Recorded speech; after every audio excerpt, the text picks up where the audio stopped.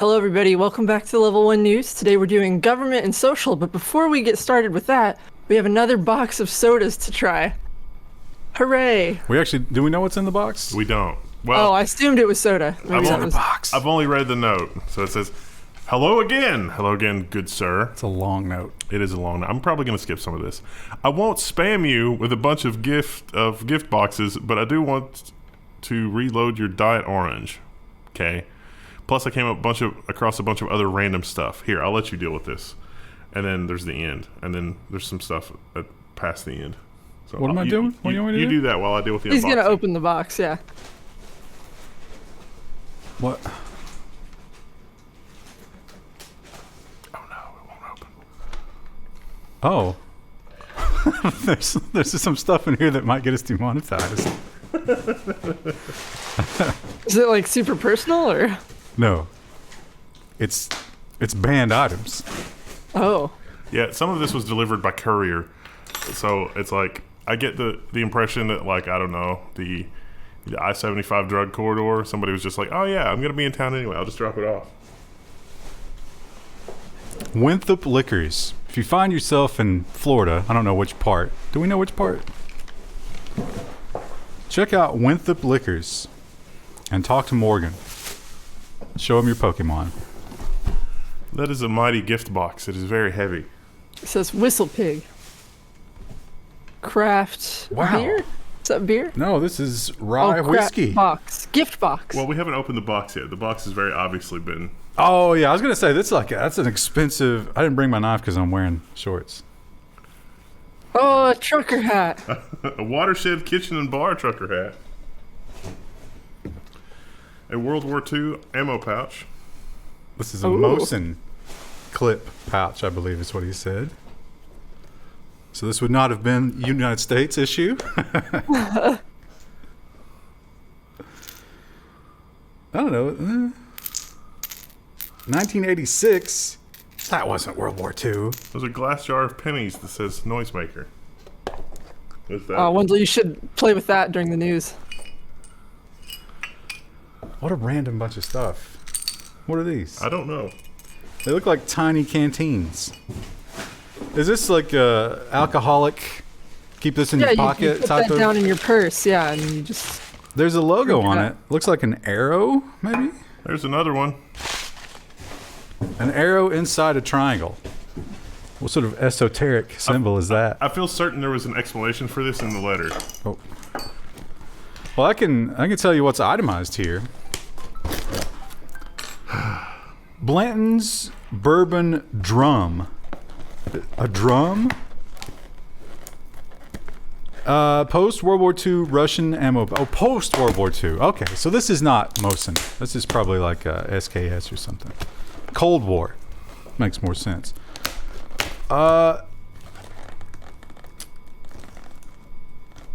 Azevsk marked Mosin oil battle plus blanks. Bottle. Oil bottle. Oh, these are the Mosin oil bottles. Okay. Sunshine, Good Energy, Clementine Twist. That's on the list for today. There's another Bird Dog whiskey shot something. Ah, yes. Look at this, Ryan. I feel certain this was intended for you because you said something about disposable straws. Yeah, I don't remember what I said. Oh, this is a... it transforms. Is it a reusable straw? Yeah, but it's foldable. Here is the Cooper set of things. Oh, coasters for your drinks. Wow, that is a robust coaster. Yeah, That's I like one that. coaster. Here's a shirt that might possibly fit Krista. That is Real Ingredients Cocktail.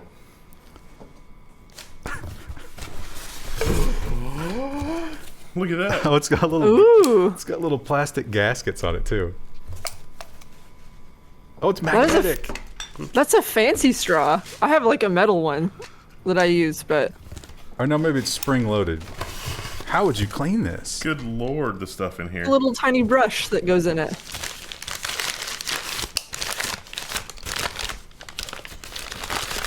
Sorry this is taking forever.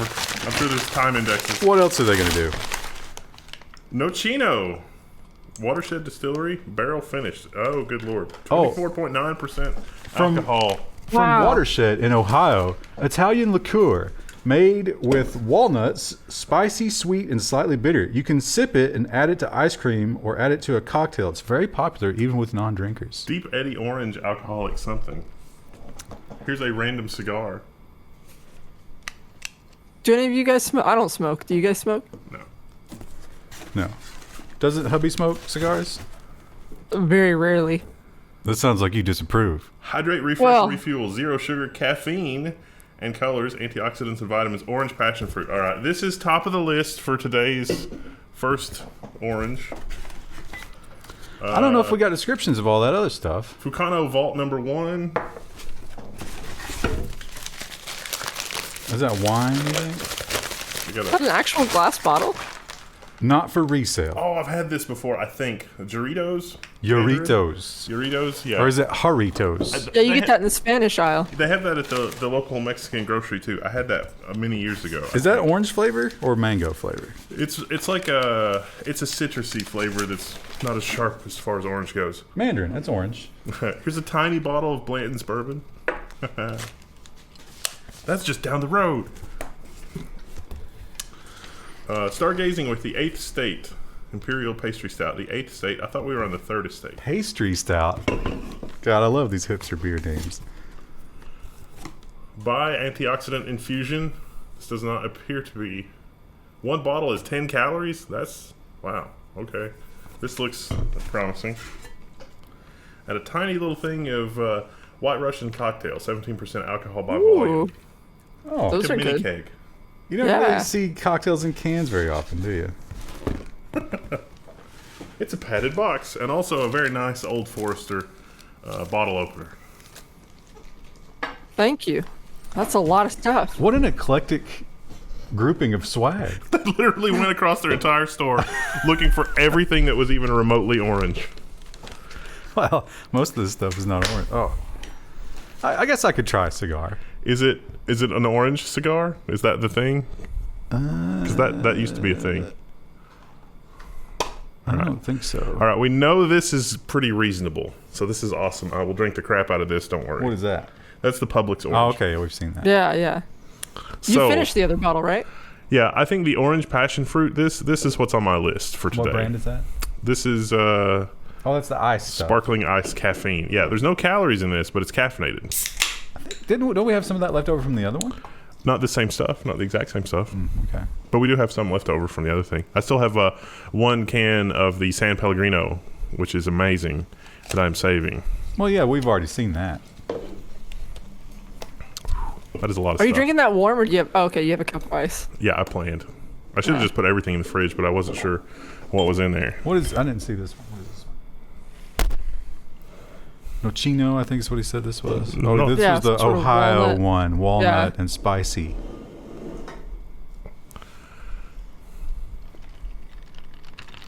Oh, yes. Probably this good is- mixed. This has a very strong scent of grapefruit. Grapefruit? Like, it's citrus and grapefruit, but it's a more overpowering on the grapefruit side. This coaster is ridiculously too large. This Well, if you is have a big gulp, it's perfect. It's attractive though. this is This is a very unique flavor. How orangey is it? It's not especially orange. It has the orange aftertaste. It has the sharpness of like a good orange, like the aroma after you swallow it. But the taste is decidedly not orange. It's the aftertaste that's more orange. What's the taste?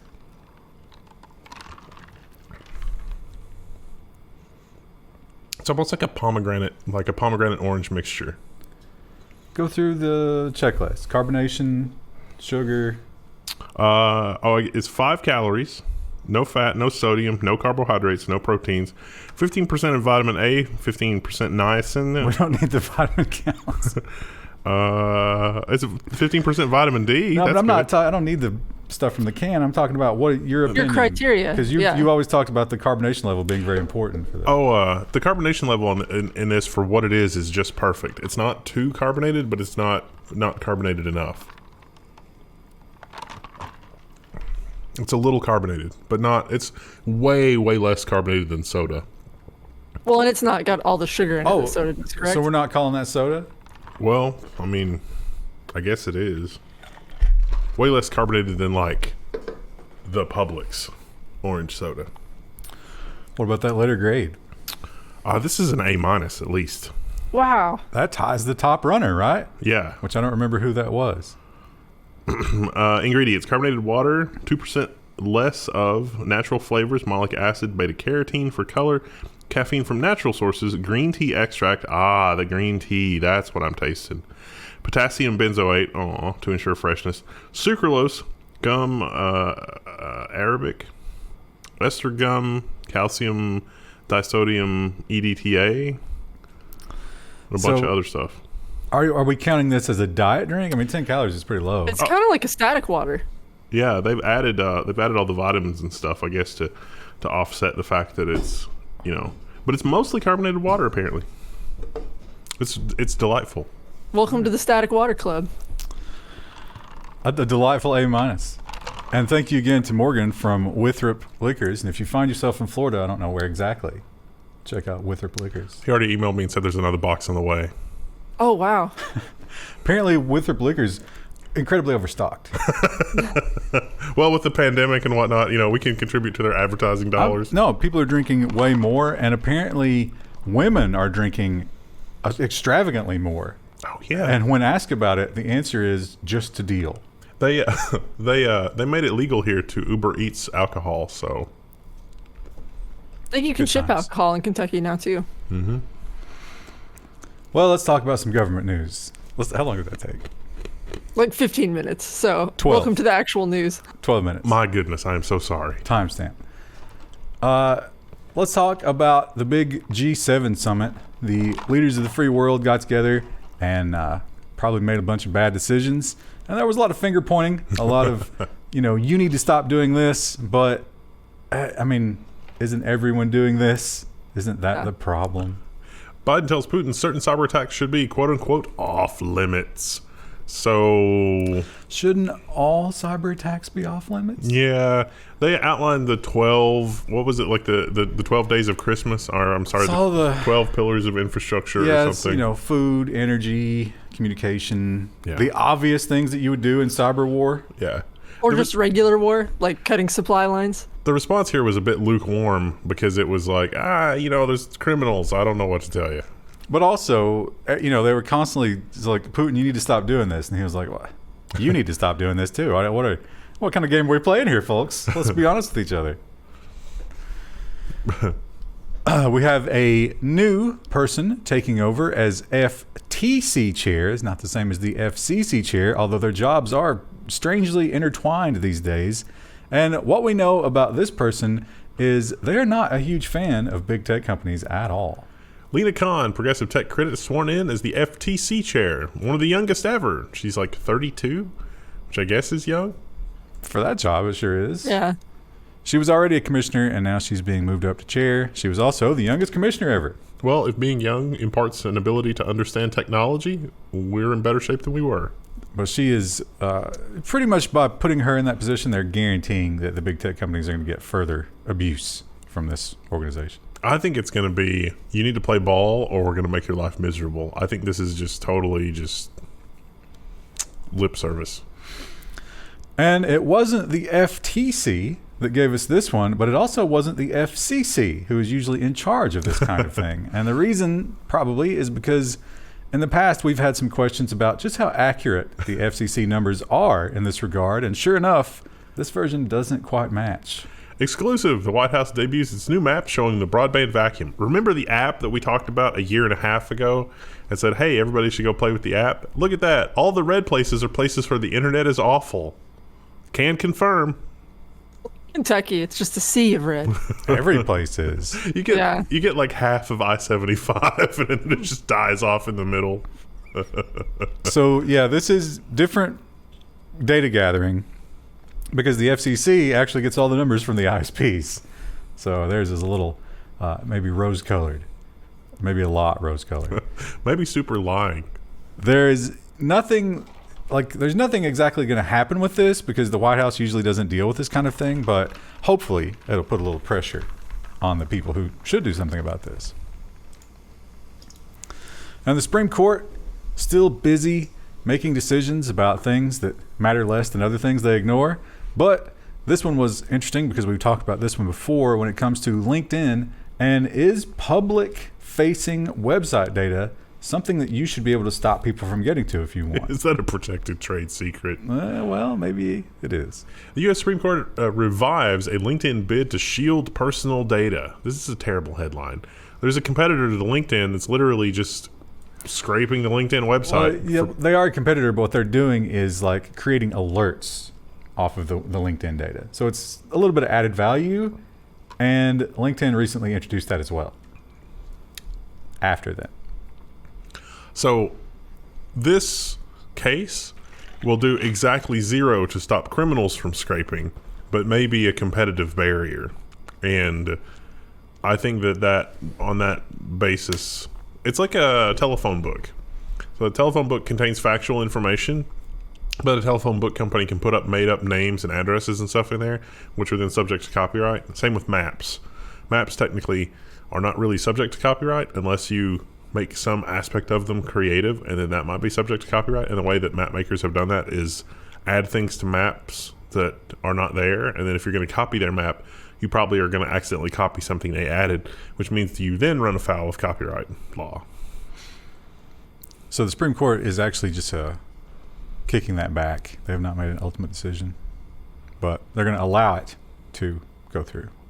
So who knows? Maybe the LinkedIn will be able to stop them. The previous ruling had said they have no control. I mean, look, put it on the public-facing website. It's out there. Deal with it. Supreme Court says maybe not. The U.S. and the EU, of course, at the big G7 meeting, a lot of stuff was talked about technology. And if you recall, the EU is really, the big tech companies are the whipping boys of the EU PMs. They love it. And the U.S. is saying, hey, guys, we can't help but notice that these companies that you hate so much are all flying the same flag. The U.S. has warned the EU against anti-American tech policy. The NSC has some strong opinions about Biden's first presidential trip to Brussels.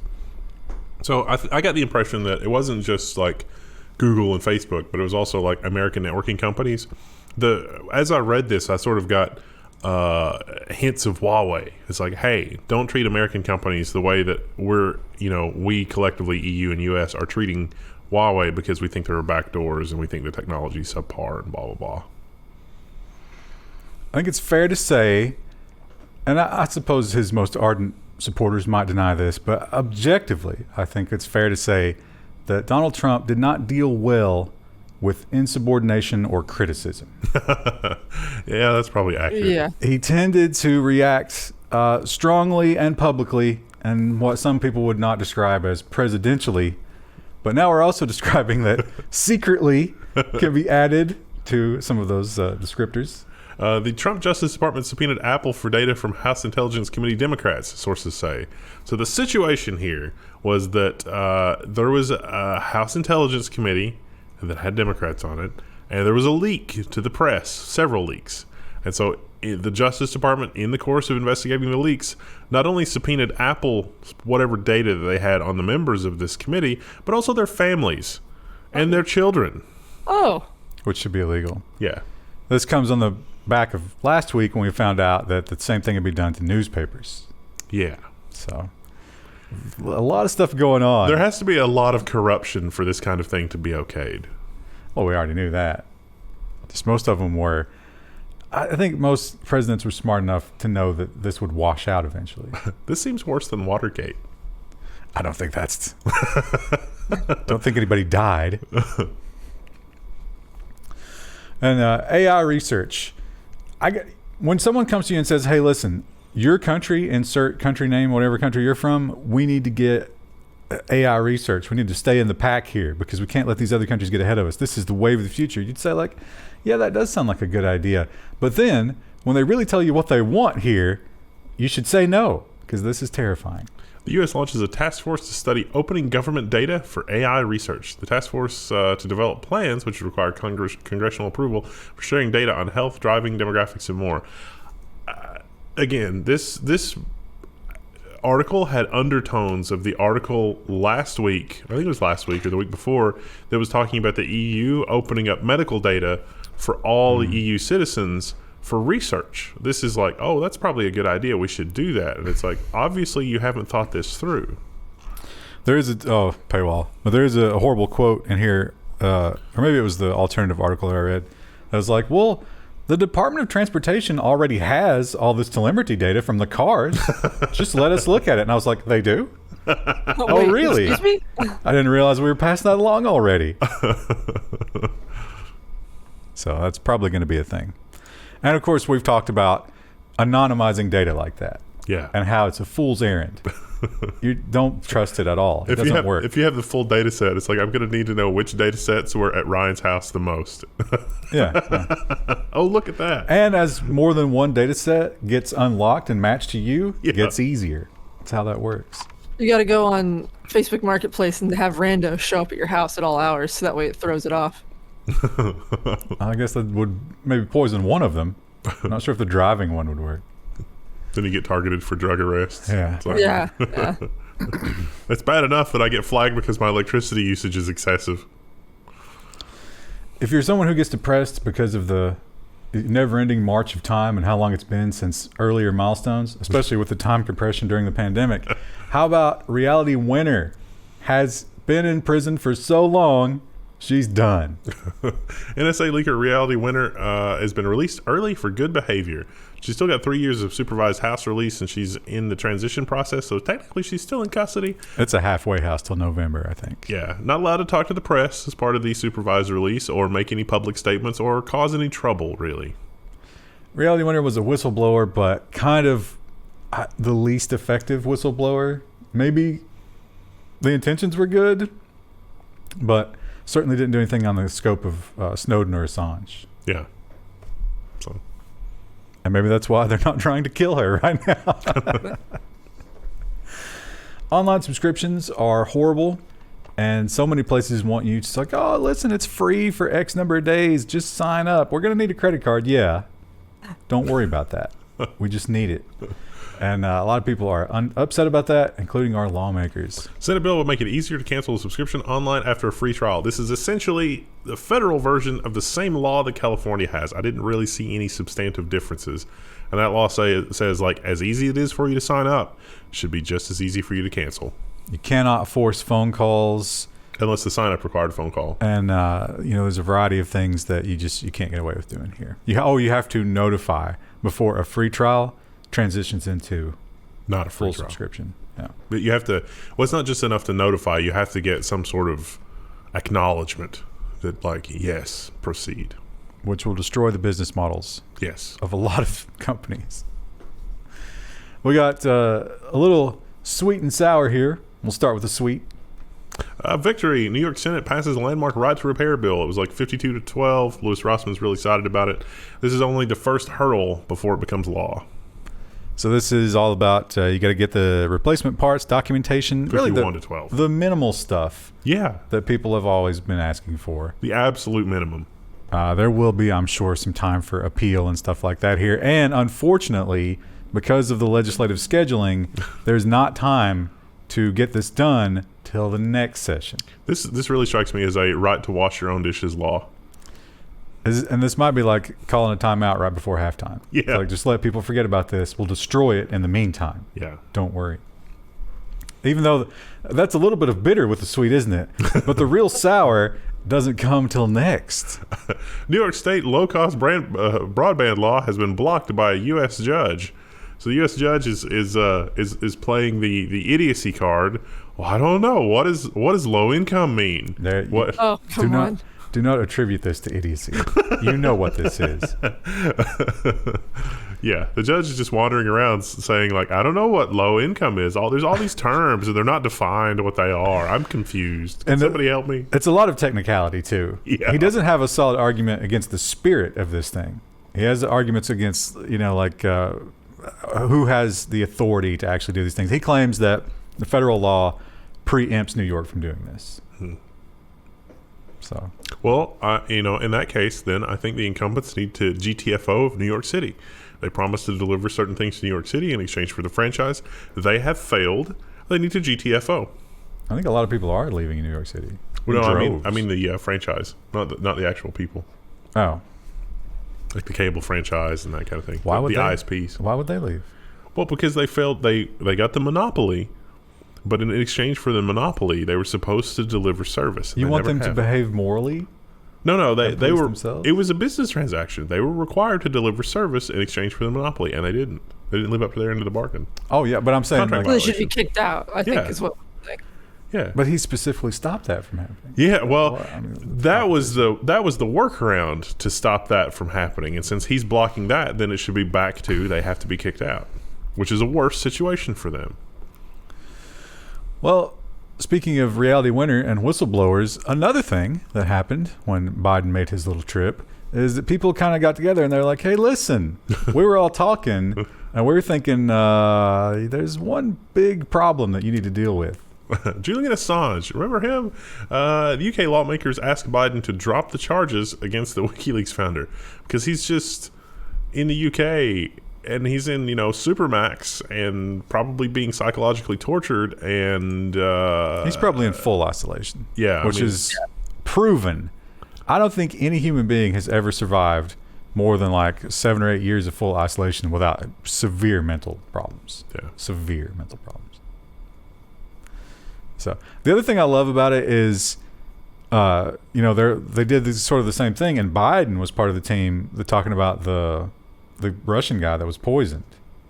And they're like, hey, you need to let him go. And Putin's like, what? What about Assange and Snowden? I got Snowden here. You want to talk to him? You can't. I remember this story. So there was a big thing about Amazon and was it Uber Eats that also did this? There were several delivery companies that did this where they would guarantee you a minimum payout. Yes. Yeah. But if you got a tip, they would put the tip toward the minimum payout before. So like basically they were stealing your tips. It wasn't initially that way either. Right. Yeah. They changed it after the fact. And everybody was like, yo, you're stealing. This is theft. And Amazon says, no, the judge will never agree to that. That's not what it is. Amazon will pay $62 million over deceptive delivery tips claims. The company said it would pay delivery drivers for up to roughly $25 an hour plus tips, but the FTC alleged that it had kept a third of tips. So, and for once, $62 million is the amount they stole. Yeah. They had to give back the exact. It's almost never like that. You almost always pay a fine that's a fraction of what you stole. In this case, it's exactly that we know of. They did promise to also pay the delivery drivers. Yeah, well, we'll see if that happens. Their promises are so rock solid. We'll go back and pay them. It's fine. Amazon's a small indie company. This is a rough thing for them. Bloomberg, I wonder if this new version of this browser has some sort of paywall blocker because I can't scroll, but we don't see the box anymore. We didn't do that on purpose, Bloomberg, so don't sue us. But yeah, Apple has got some bad news, and they make no bones about this. When they're asked about this, they're like, no, that cannot happen. That is unacceptable. This must never happen. Apple cannot block pre-installed app removal under bill, according to Bloomberg. So this is, was this the EU version or the US version? Because there's two, it's happening in both places. I think this was the US version. Okay. Yeah. So this is not quite the victory that you might think it is. This is just if somebody wants to uninstall a built-in Apple app, this is supposed to let them, like, because you can't do that right now. It's like, oh, you can't uninstall Mail or you can't uninstall the App Store. That's crazy. Yeah, and Tim Cook is saying no, that's unacceptable because we have to have that. It's just part of our business model. It is interesting that the lawmakers seem to be thinking about this like maybe they were around when the IBM PC launched, because IBM initially did try a little bit. They sort of stuck their toe in the water with some of these shenanigans, like, oh, only an IBM certified operating system or IBM certified software on your IBM PC. And the antitrust, I don't think there was any legal action, but the regulators were able to just be like, we're not doing that. And so they're looking at it kind of like that. It's like, well, if somebody wants to format and reinstall something else on their IBM PC, that was fine. Why isn't that okay on an iPhone? And I think last week we talked about the EU version of this, and the UK it's just more people doing the same thing. Yeah, another Bloomberg article. Android and Apple face UK probe amid competition. This is the duopoly antitrust article, isn't it? Because we've got that as well as the app bundling. No, yeah, this is the competition in terms of search and apps on the store and stuff like that. Yeah, it's like they're best frenemies, and the UK is like, well, let's just probe that. This is more of an information discovery operation though, because it's like, you guys seem to be frenemies. Maybe that's competition working, but maybe it's all a ruse. Let's subpoena some documents. So it'll be interesting to follow that. El Salvador, we talked about last week, has accepted Bitcoin as legal tender. You can use it without paying any capital gains or anything like that. You can spend it, whatever. Still transaction fees, but that's not part of the government. And everybody was like, oh, yay. But it turns out they didn't really have a plan how to do that. Because it's like, Bitcoin, sure. Oh, no. But you have to sort of like tie it to your currency, and there's a lot of stuff to consider. And they're like, all right, we know who to ask for help. And one after the other, they heard booming laughter when they floated these ideas to the major banks. Reuters reports that the World Bank has rejected El Salvador's request for help on an implementation of Bitcoin as a national currency. Thanks, Reuters. The IMF has also declined. It's almost like the deck is not stacked in their favor. So we'll see what they figure out there. That could be a real disaster. And here's one that's terrifying. And I don't know, would you give it up, or would you stand firm? How long could you stay in a jail cell before you just gave it up? I think I would give them the duress password, which erases everything. Well, let's assume that you don't have that set up in advance. The Irish police to be given powers over passwords. So the Irish police is like, no, you have to give up your password and let us in so we can take a look around. Make sure that you're not doing anything. This will never be abused. Never. There were a couple other rules here that actually sort of reined them in a little bit, but this is such an overreach. It's hard not to just focus on this one. It's definitely a case of, is a computer, the way that you use it, an extension of your brain or not? Because if it's an extension of your brain, right now at least your brain has more or less absolute privacy. I don't think it can be argued as an extension of your brain, but it also creates a situation where forgetting your password is literally a crime. Yeah. And you could be incarcerated almost indefinitely if you keep refusing. Oh, can you imagine like your parents or something, or like they've been pulled over and the cops like, please tell me your password. And like, I don't know. You have to call my son. Yeah, my parents would have no clue.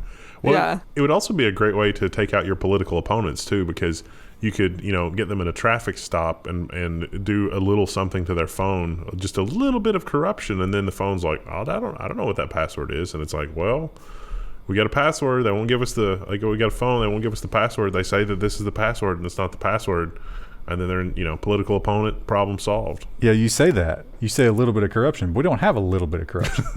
We have a lot of corruption. It's coming out of every orifice.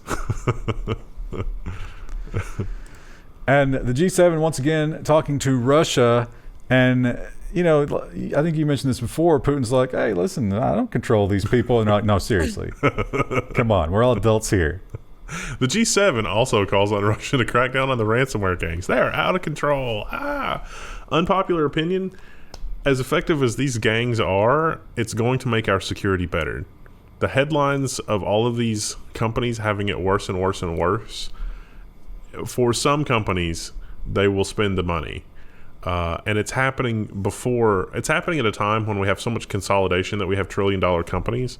And it is more survivable to deal with this today than if the world stage actually were such that, the criminal gangs would ignore these vulnerabilities, then nation states could abuse them. We will actually be in worse shape in the future for nation states being able to abuse these types of things because, well, I mean, let's face it, nation states have been abusing these types of holes since the 80s. They just weren't using it for ransomware. They were using it for espionage and data exfiltration and other more unsavory things.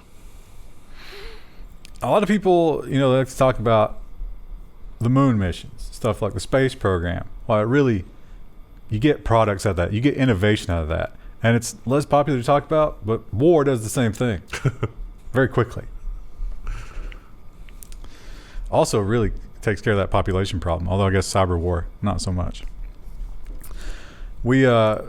I love these articles because, and I guess, to be fair, Pakistan might have never promised this, but almost every government in the world was like, look, this could never happen. What are you, crazy? Is this 1984? We're just not going to do stuff like this, and you're an idiot for even suggesting it. Pakistan's Punjab is going to block SIM cards of citizens that haven't had the human malware patch installed. So yeah, if you're in Pakistan, your phone's not gonna work, which is really critical. It's like your technology's not going to work. And a lot of people, that's their only connection to the internet is their phone there, so they're pretty much just turning you off. Those Mark of the Beast people, they're crazies, but they might be onto something on this one. And moving on to social media, here's a terrifying thing. Krista, how terrified are you of this? Not crazy, but maybe because you don't have an iPhone, right? Right, and also I don't take these kinds of photos, but... Well, if you did, I hope it's because you know better, because you know that things like this can happen. But if they do, it's nice because you get a nice payday. Apple settles lawsuit after iPhone text posted woman's explicit photos on Facebook, report says. Aren't there laws against the... What's happening over there? What are you doing with it? There's a smell that I get a whiff of something every now and then, and I'm not sure what it is. What's it smell like? It doesn't smell bad. It just smells kind of... Like ether? Yeah. Well, there's a lot of alcohol on the table. Is there something ruptured somewhere, or is it some kind of aftertaste? So this young lady was a college student, and she took her iPhone to be repaired in 2016 and had even a video on there. And these guys didn't just pull it off and look at it. They put it on Facebook. Her Facebook, because she was logged into Facebook. Yeah. Astonishing. And Apple paid a bunch of money. Well, I don't think it's shaken out yet. They're asking for $5 million. And Apple did not respond for requests. Oh, no, they settled the lawsuit. Was it $12 million? I can't remember the number. Yeah, I'm pretty sure they settled and it was for a lot. It might have been an undisclosed amount. But, maybe they don't tell us, but she was asking for $5 million. $5 million seems low for that. Wouldn't you ask for a lot more? I almost think this is staged to try to convince the public that having right to repair will lead to this. And it's like, right to repair, like... But yeah, Apple did it. Like, yeah, it happened at an Apple facility. Like, what? Yeah. But again, staged to be like, oh, if we don't do this, then this will happen. Wouldn't be the first time. That will always happen. Yeah. That's a forbidden fruit that certain people are not going to pass up. It feels so spiteful, though. Why would you do that to someone you don't know? The posting it makes no sense. Yeah. There's no gain from that. Maybe she was just a real unpleasant person to deal with when she brought the phone in to drop it off. That's still crazy. Like, why would you jeopardize your job like that? But anyway. For the memes, weird. I guess. Yeah. Well, the Rebekah Jones case continues to be a roller coaster. We found out that she was given whistleblower status, but her court case is still going on. Nothing is resolved. Who knows what's happening? And then this happens. The curious case of Rebekah Jones' suspension from Twitter. So this article suggests that she was set up. So why would you ban Rebekah Jones from Twitter? Did she say something incendiary? Did she make violent threats? No, she didn't actually do anything. Well, she might not have done anything. A bunch of people followed her that are bots, that are known to Twitter to be bots. Did she buy followers, which is forbidden? That'll get your account banned. Or did somebody buy followers in order to get her banned, in order to silence her? Which, if that's the case, what is the protection against that? And the answer is, there's none. If you're Jack Dorsey, you have to reinstate her account because you don't know. But I wonder, What is she doing now? Because if she's become a sort of like a pundit off the back of this, then I could maybe believe that she did it. Otherwise, why would she care about followers? I think she's, in the interviews that I've seen with her, she just seems kind of exhausted and ready for everything to be over. Because it's like, this is stupid. Nothing is going to change. I'm just going to keep, reporting data. The failure here is Twitter. Yeah. Can we not say that Twitter should now just be invalidated as a social media? Because now we know that this gaping hole is there and we could just cancel each other at will. Do people look at followers though? Like, I feel like it doesn't matter, but I guess for marketing firms it does, but I feel like with the whole police raiding her house at gunpoint for no good reason wouldn't have been nearly as big of a deal without social media. Like, that would have just been quietly swept under the rug, because stuff like that happens all the time. Yeah, that's certainly true. If you could silence her completely from that, then it would be hard to get the word out. Yeah. Because you remember the whole time they were like, no, at no point were guns drawn. It was literally in the police report. And then there was video. So, oh, whoops. But I've heard that a lot. Actually, I have a friend who was arrested at gunpoint. And when they were interrogating him, they were like, why were you so nervous? And he was like, because there was guns in my face. And they said, we never drew guns. So apparently that's a pretty common thing for cops to do. He didn't have a camera at the time. And our final story has to do with the dangers of social media. And I think one of the problems with social media is you see what other people say and do, and you're like, oh man, I wish I would have said that. At least that's what most people do. St. Paul principal suspended for plagiarizing another principal's Facebook post. This is just like this should have been a nonsense. This is like the most pedestrian thing ever, because some principal somewhere was like, oh, school's about more than blah, blah, blah. I was like, oh, that sounds good. Copy paste. And she put it in a school newsletter as well. She really liked it. And somebody at the school, clearly this woman was not popular at this school. And somebody at the school said, I've seen her writing before. It's barely intelligible. It's rife with coherent misspellings and grammar mistakes. She did not write that. And so we Googled it, and guess what came up? Ooh. Yeah. Plagiarism. She just posted a Minion meme. Plagiarism in this world, you're not going to get away with it. It's No. too easy. Too easy to track that down. Well, Krista, this is probably one of the shorter episodes this week. So maybe a quick garden update. Quick garden update. I have to be away this weekend, so I am frantically watering everything before I leave today. And the pumpkins are doing great. We got lots of blossoms on them. Cucumbers. I have cucumbers in the garden now. They all have blossoms on them. Tomatoes all have blossoms, but no fruit. No blackberries yet. And most importantly, can we get a kitten update? Oh, they don't know about the kittens. I found kittens in my yard. I haven't seen them again though. I've seen the mama, but I haven't seen the baby kittens again. What steps are you taking to attract them back? You have to get them back. I've been putting water out for them. I don't want to leave food because I don't want to get every critter in Eastern Kentucky coming up on my porch. But you're not in Eastern Kentucky. All right. Well, sounds like a solid garden. What, you got any final thoughts on your drink? It's delightful. I regret that it's the only one that I have. And that was ice. What was it called?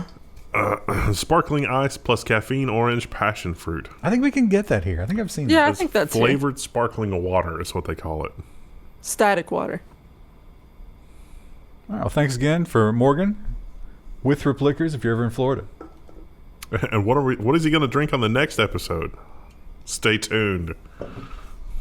Bye. Oh, hello everybody. Today is June 23rd. We're on another episode of the news.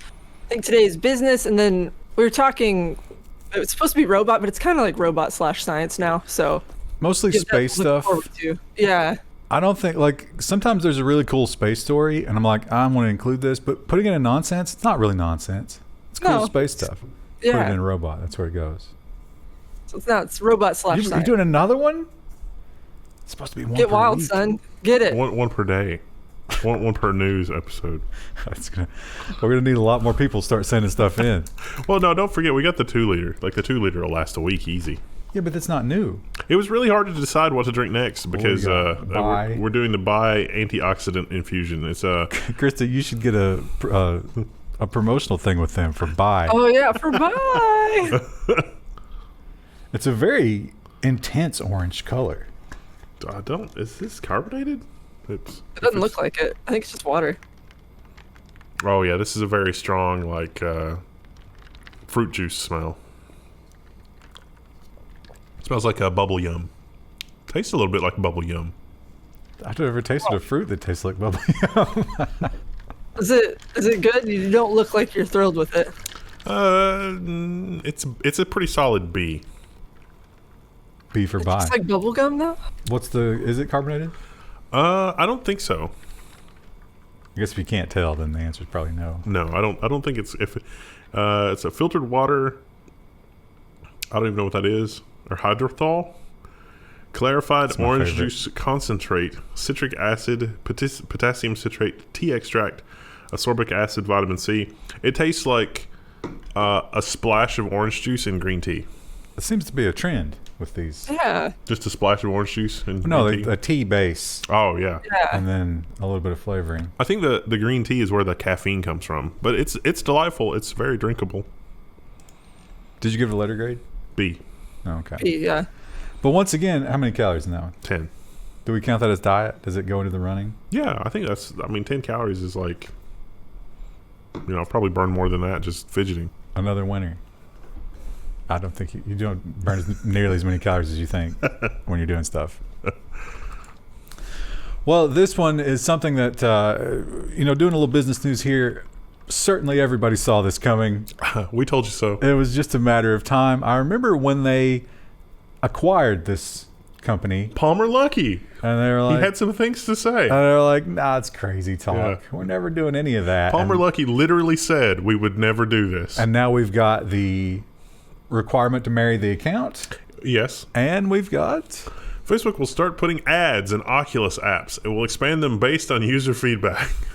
The early user feedback is, what are you doing? What are you doing? What are you doing? So you can either open the ad immediately, which I think just launches a browser, or you can save it for later. Wow. Drink verification can to start your game. So there's only one game right now that's going to have it, but be assured there will be more and more of this. And how long until you have a VR app that requires you to look at ads before you can do anything, or it requires you to like something? Yeah. It's only a matter of time. I'm still not convinced about VR. It's definitely not moving of course, with the chip shortage, maybe that's a problem, but it's not moving fast enough for my taste. The one that's coming out is like some sort of like 5K resolution, and it looks insane. And if it actually is that, I want to pick one up. Is that plug into a PC still, or is that standalone? Okay. It's plug into a PC and 5K resolution per eye, or 5K total, some obscene resolution. What video card are you going to have for that? You got to have all the fancy software upscaling and like a 3090 or a 6900 XT. So super cheap. Easy to find too. Amazon, we learned last week, had sort of just without warning anybody swooped in and took the axe to some Chinese companies. And no one was sure exactly why. Amazon didn't give a statement. But this week, another one has fallen, and they've finally broken their silence and talked about what caused this. Amazon confirms it removed RavPower, a popular phone battery and charger brand, just like Alki and Impow, except perhaps more thoroughly. Yes. This has to do with the liability lawsuits. Remember those where people's houses were burning down and stuff like that? Turns out Amazon's been doing stuff. So this New York Times reporter tweeted this. They bought a RavPower thing, and I've gotten these before. I'm sure you have too. Yeah. These little, there's some of them that are scratch-offs. Guess what? They're all winners. Winners. And if you perform something, I've never tried to do it. Have you? No. So they claim they're going to give you really cool stuff if you give them a review. They can't be paying $35 per review.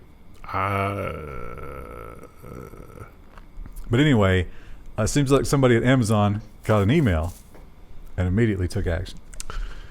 Yeah. They don't claim that RavPower stuff is bad. Just that you can't do that kind of thing. Manipulating the reviews. That's the thing. Isn't that like literally everything though? Yes. Yeah. Like everything on Amazon has that. Literally everything. And the next story really should have been the one that well, no, it's not the other one. It was the one where Amazon bumped their own products to the top. But we're actually going to learn that Apple did that too. This is not that. No. This is the third-party stuff, exactly what we're talking about with the, like, hey, I'll give you $35 to give me a review. And Amazon says, hey, look, that's not our fault. We can't be expected to do anything about that. And you're saying, well, whose fault is it, Amazon? How can you possibly blame this on somebody else? Amazon blames social media for the struggle with fake reviews. The firm says its sites are slow to act when warned that fake reviews are being solicited on their platform. Slow to act? Amazon? How long has this been going on? Years. At least the better part of 5 years. It's been prolific, right? Yes. I would say. There's been a plugin that you can put in a URL for an Amazon product so you can check it for fake reviews for years. Yeah. And I always get over 60% untrustworthy. Yeah. Yeah. So because it figures stuff out. That's a failing grade, Amazon. Even if Facebook is also failing, you should set the example. It's your company. And the FLoC, we've heard about Google's FLoC. They want to revolutionize the way that you're tracked online. Not to stop you from being tracked necessarily, just to change it. But it seems that everyone else might be a little resistant to change. Amazon is blocking Google's FLoC. They've been FLoC blocked. And that could seriously weaken the fledgling tracking system. I think we used that as a title of the news. Yeah, we've already used it, so now we have I was going to say, did we? Because I was getting ready to write that down. What do you think about this image, Krista? I really like this picture. I've been staring at it. Have you noticed that the Amazon arrow is on the tips of his tentacles? And it's also, the smile is also in the tentacles as well. Yeah, it's well done. Yeah, good job. What is the little icon in the eye stalk? Is that a lightning bolt? Does that have anything to do with Amazon? I don't think so. I think the illustrator, I guess, is Ivy Lou. Good job. Good job, Ivy Lou. Excellently done. And with only 2 colors as well. Or 3. Yeah, that's a sign of a strong designer if they can work in a limited palette. One of the big things about Amazon is that all this badness with the reviews and stuff like that, it all comes from their army of third-party sellers who they don't seem to be very willing to police. Yeah. I think they make quite a bit of money from that, and they don't really want to upset the apple cart. But they might have to, which would be a massive, massive blow to them. Amazon and eBay are both fighting legislation that would unmask third-party sellers. Federal and state bills come as e-commerce gains ground. So eBay, there are a lot of very large sellers on eBay, and when one seller, I guess, gets a lot of negative reviews or something goes catastrophically wrong, they just create another account and move everything over. And eBay has a limited ability to know that, hey, that's the same person, you're just using a different account or different PayPal account or whatever. And the same with Amazon. There are a lot of Chinese companies that have stood up, done stuff, and then disappeared. Like that one, the hoverboards that caught on fire. By the time the reporter got around to investigating it, that company had closed shop. And the Chinese version of that company had also closed shop. But the people involved were still doing the same thing. The opponents of this argue that a lot of third-party sellers are just working out of their home, and you would effectively be giving up home addresses and home phone numbers if you did this kind of thing. So there's an argument to be made there, but do we really want to give people the option to do business anonymously like that as a seller? Maybe that's okay. We can give them that burden because they're choosing to do business on Amazon. Also, I mean, with all these big businesses buying up houses and stuff, how long before it's we have a little office here and it's actually just a house that they bought, and then, they get complaints and they just disappear, even though they're actually under that big umbrella. Yeah, there are a lot of places that forbid having a home business, HOAs and stuff, which is, I think, probably unconstitutional if you don't have people actually coming to your house. Everything about HOAs is unconstitutional. Yeah. But you have to agree. That's why you have to agree to it. Yeah. It's can't be coercion, just like that vaccine. Google, Facebook, and Amazon, they hate each other. And they fight each other a lot, but sometimes they come together. And when they come together, you are damn sure it's a bad idea. Google, Facebook, and Amazon and more urge the SEC to mandate regular climate reports. And that's because these companies are actually doing better on their climate stuff than most other companies, and they want that documented so that they can get more points. And if you are someone who's starting out in this kind of business, it's going to be very difficult to offset that the way that they do it. Yeah. It's you're starting a new data center? What are you doing about your carbon credits? Oh, you don't have the money to spend on carbon credits? Oh, boo-hoo, sorry you. We got some. You want to buy them? We have so many ever since they changed that law. I think this will happen just because Wall Street people love a new thing to chart and talk about and write newsletters about. Yeah. So this is another thing and everybody will be like, yeah, let's do that. Yeah, that sounds good. Now we have another, the climate report is out today for Amazon. Buy options. This one's kind of a sprawling article. There's not much of a pinpointed thing to talk about here, but it's just the idea, and I think that our audience will be hyper aware, certainly we are, that the more code you introduce, the more inevitably something goes wrong. There are unintended consequences. And sometimes that's not that big a deal. Hey, if you're running a website, something's going to go wrong. Okay, can we get it back quickly? That'll be fine. But when you're doing 75 miles an hour, it's much more important. How software is eating the car. The trend towards self-driving and electric vehicles will add hundreds of millions of lines of codes to cars. Can the auto industry cope? And this actually does a really good job giving you a background or it's starting out. It's like, hey, when we first started to notice this was a problem, we were at about 3 million lines of code. And the new Ford F-150 is at 150 million lines of code. What's going on? So every little thing that the car does needs a module, and all of those modules, when they come together, I thought they had a bullet list here. Oh, yeah. So you can imagine like all this stuff, and there's tabs too. That's not the entire list. There's tabs. So all these various things live in your car. Every time they add a new one, they add lots of code. And Hee-Sung is doing some of that work. Yeah, it's not good. Yeah. And we've learned the Department of Transportation gets a copy of all that stuff. Great. Also not good. Oh, no.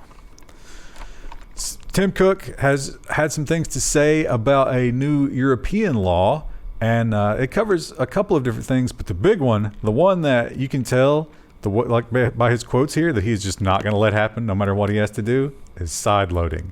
There will not be side loading on Apple if he has to die. Apple CEO Tim Cook criticizes European law that would break App Store hold. This is amazing. The direct quote from Tim Cook is amazing. It's just like, our customers don't want that. And it would be a security risk. You would destroy the security of the App Store and everything if you did this.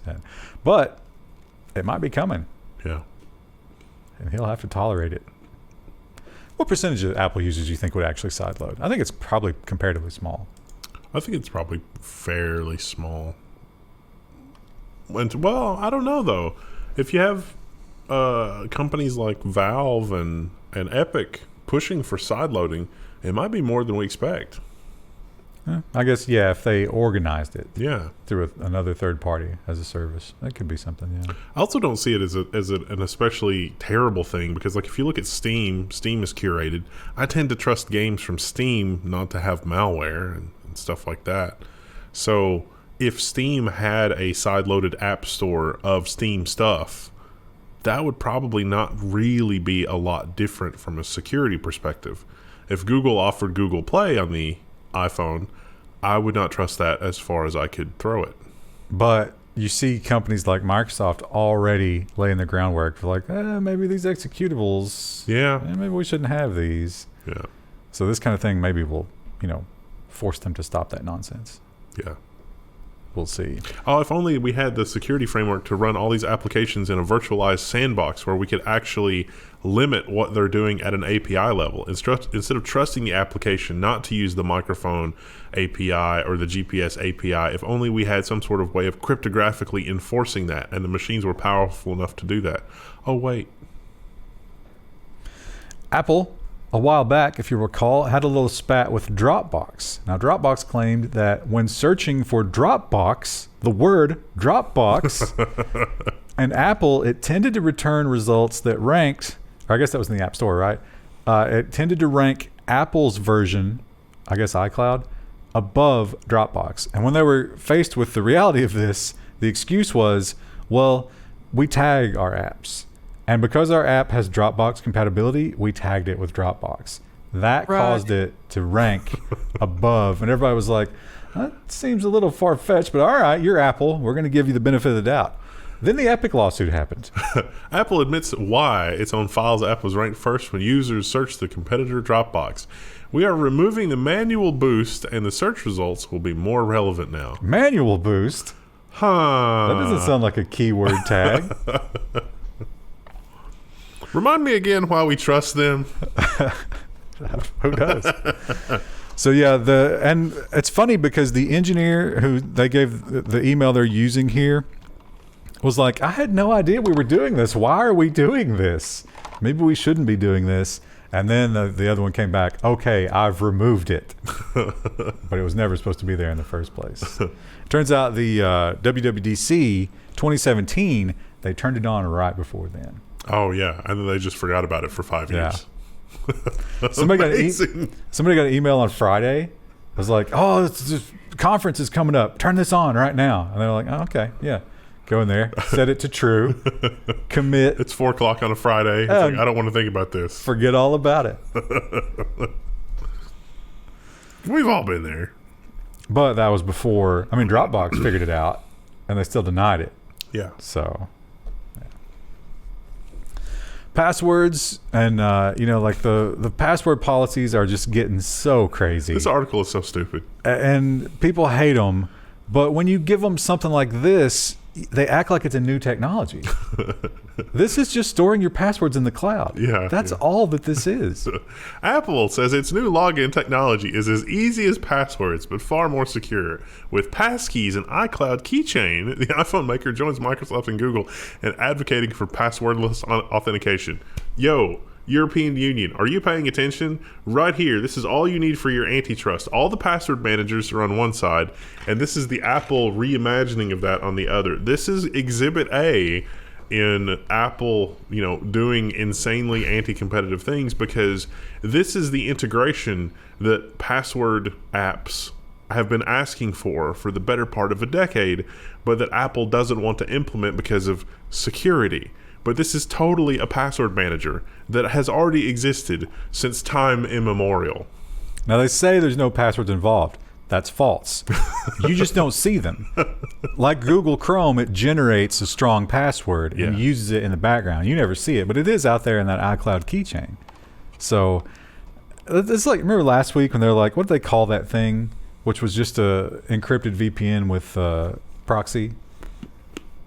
They had a fancy word for it. It's an encrypted VPN with proxy. There is one incredibly important way that this is defective, and that is because you as the user are never actually allowed to see the strong password.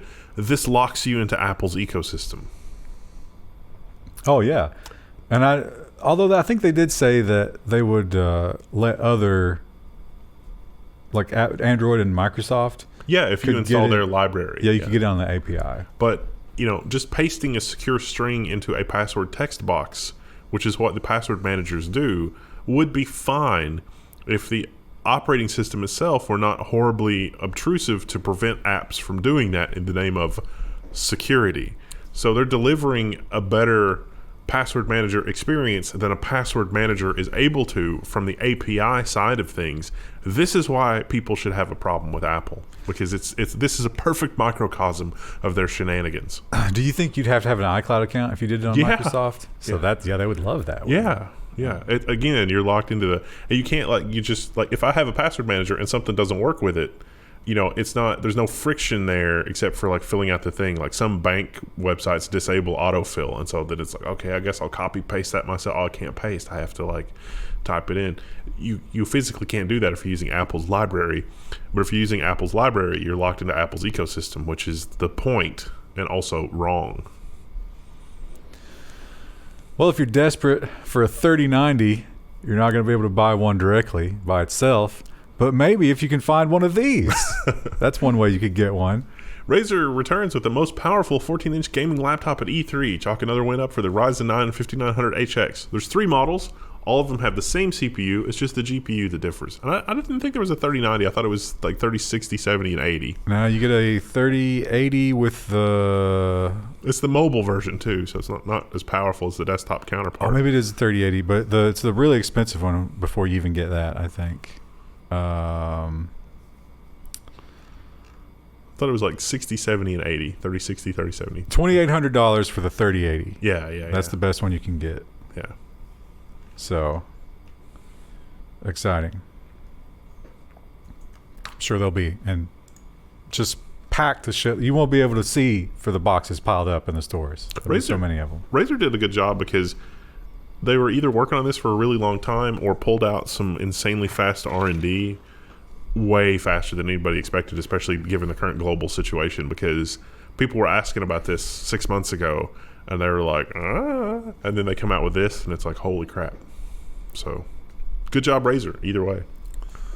If we've learned anything from Amazon, it's that if something is in high demand, someone will fake it. And you know what's in really, really high demand right now? The global chip shortage is creating a new problem: more fake components. Industry analysts believe that the global chip shortage is creating a perfect environment for counterfeit semiconductors to enter the market. So this is only getting worse. This has been a problem since about March, honestly, of 2021, like where it's like really ramping up, and it's only been ramping up since then, to the extent that like people will order a real product on Amazon and then create a convincing fake product, put the fake product back in the return that to Amazon. Then Amazon inspects the product. It's like, yeah, I'm satisfied with this return. Then they'll sell it again, and then somebody then gets the fake product, and Amazon has to deal with that. Pretty crazy. And they do point out that the supply chains are pretty well protected against this if you're a big company, but if you're trying to start out, yeah. What about poor little ARM? They're trying to get started, get some new stuff spun up. Nope. Sorry. The taxi service, the Uber type of service, is also exists in the rich world, but in the rich world, it's a little bit different. It's helicopters.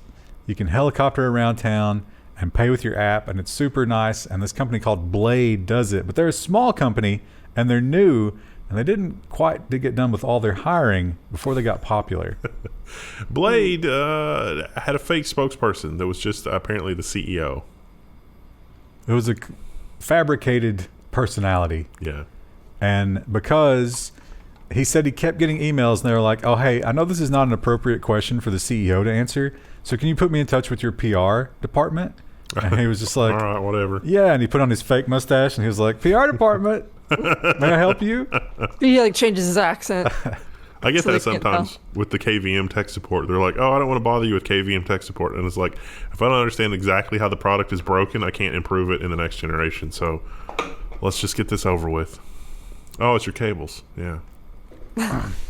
Again, it's the cables. So they were not, this wasn't nefarious. He was just like, yeah, we had to do that. We didn't have enough people, but we're going to later. And everything I told you was true. So Stripe made an impressive offer to some of its people. Was it $200,000?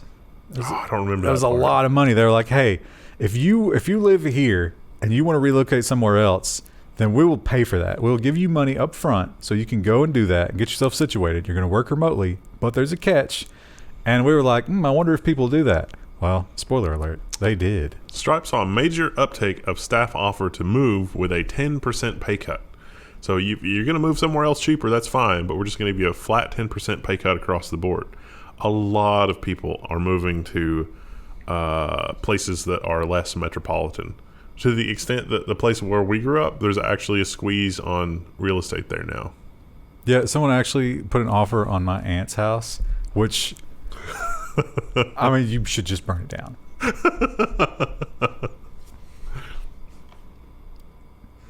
I think it's only going to get worse in terms of the squeeze. Maybe. I don't know. The lumber's coming back down. Did you see?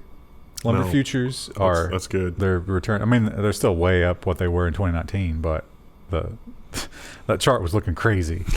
And it's coming back to reality, I guess.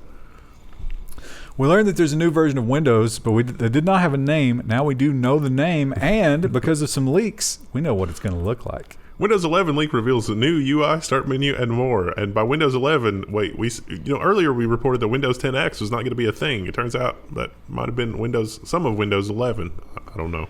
I don't really have a problem with the new start menu. I just hope that it's not horribly broken and buggy AF, as it has been. I hate centered taskbar. Krista, how do you feel about centered You can change taskbar? it to the left, but yeah, I kind of like... For some reason, I had a visceral reaction to it, though in theory, there's nothing wrong with it. I just don't like it. It's Apple. That's why I hate it. Everybody should install Power Toys. Just go ahead and install Power Toys and thank me later. We got some more here. The start menu, Krista, if you'll scroll down. Did they make it so the search doesn't search the internet, it searches your machine? Because that would be nice. I doubt it. Honestly, the icon layout here also makes a lot more sense because I've never actually used the start menu to find anything because it is infuriating. I just type what I want. And Power Toys actually has a thing that makes it like the Mac Spotlight thing, which is also less broken and dumb than the start menu has. My favorite thing with the start menu, like what you were saying, Krista, is like when you start to type something and it finds what you want, but in the time it takes you to press enter, it finds something else that is not what you want, and then it launches that. That's annoying as hell. It's really like the designer there didn't consider that somebody might not be using a mouse. They're bringing back all this garbage, which no one wants. No one wants this in an operating system. Yeah, literally none of that. Stop doing this. But that's coming back. I'm sure you won't be able to turn it off, or they'll turn it back on every time it updates. In terms of like how it looks, like just visually, like it's fine. It's not really groundbreaking, but it doesn't really need to be. I do like this. You now get a graphical representation of your snap twos that you could do with the shortcuts before. That's nice. That's nice, yeah. Power Toys. And look at all these stores. Oh, God. So many. I love the stores. So yeah, look forward to that. Did they give a release date? I don't think so. It's a leak. So there's a presentation happening later this week, so I'm sure we'll have a video on it. Well, everybody is trying to decide: are we going back to work, or are we going back to the office? Are we going to? What are we doing? And companies are treating it very differently. But it does seem like there's that whole. Have you been reading about this whole thing where people are apparently looking to quit all of a sudden? Like mass resignations? I think that's just because of the come back to work and, suffer in the office. And because they've had a taste of something different. Yeah. I think, a lot of people are thinking about that. And another thing that you might have to consider about going back to the office. Companies push for employees to prove that they are immune to the human malware. Well, I guess it wouldn't really even be immune to the human malware. No, it doesn't actually offer immunity. Yeah. It doesn't really offer anything. Just lie about it. Pro tip, just lie about this. It works great. They can't. I never even thought to ask for that. Like, for any, not just the one that we just had, but like for any disease. Like, hey, are you vaccinated for this? Yeah, just lie. I have had that come up a couple of times when I was helping somebody do renovation. They're like, you got your tetanus and stuff, right? And it's like, well, that makes sense because like you're going to be exposed. Big difference though. Tetanus, is that an experimental vaccine? No. Oh yeah. We've been doing that for like 100 years at this point. I'm fine with those. Jonas Salk, number 1. This is I read the headline and I was like, I wonder how obvious it is. It's pretty obvious. Oh boy, is it obvious. Krista, what would you do if something like this happened to you?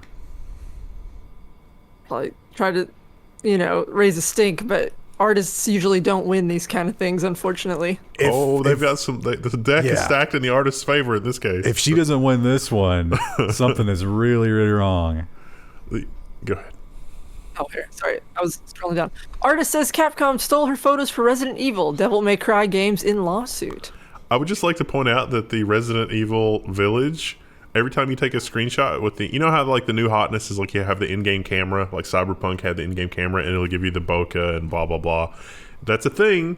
Resident Evil Village had that as well, but the Resident Evil Village thing adds, it just plasters this huge copyright Capcom 2021 on the bottom of all the screenshots that you take from the game. Capcom, they are getting everything they deserve here. They used to do that. I tried that. I think the backlash was so harsh, but when you stream the games, it would overlay. Property of whatever. Yeah. So this lady took a bunch of high resolution pictures, and it was a book of textures. And she published them, and it turns out that Capcom had that break-in in late 2000, and so the source code and some other stuff leaked, and the file names for the textures that Capcom's been using matched the file names that she used on her CD-ROM. And so that, plus having the raw sources, not the in-game sources, for the higher resolution originals, this is incredibly damning. So I really hope that Capcom has to pay out some absurd amount of money. She's only asking for like $12 million. I think they should have to pay out like $60. But they should also have to pay $2,500 to $25,000 for each photograph used. Remember when Jamie Thomas was sued and they were seeking $250,000 per song? Remember when Nintendo sued that ROM guy and they wanted each instance? Yeah. How many copies did these games sell? Oh, yeah, that would...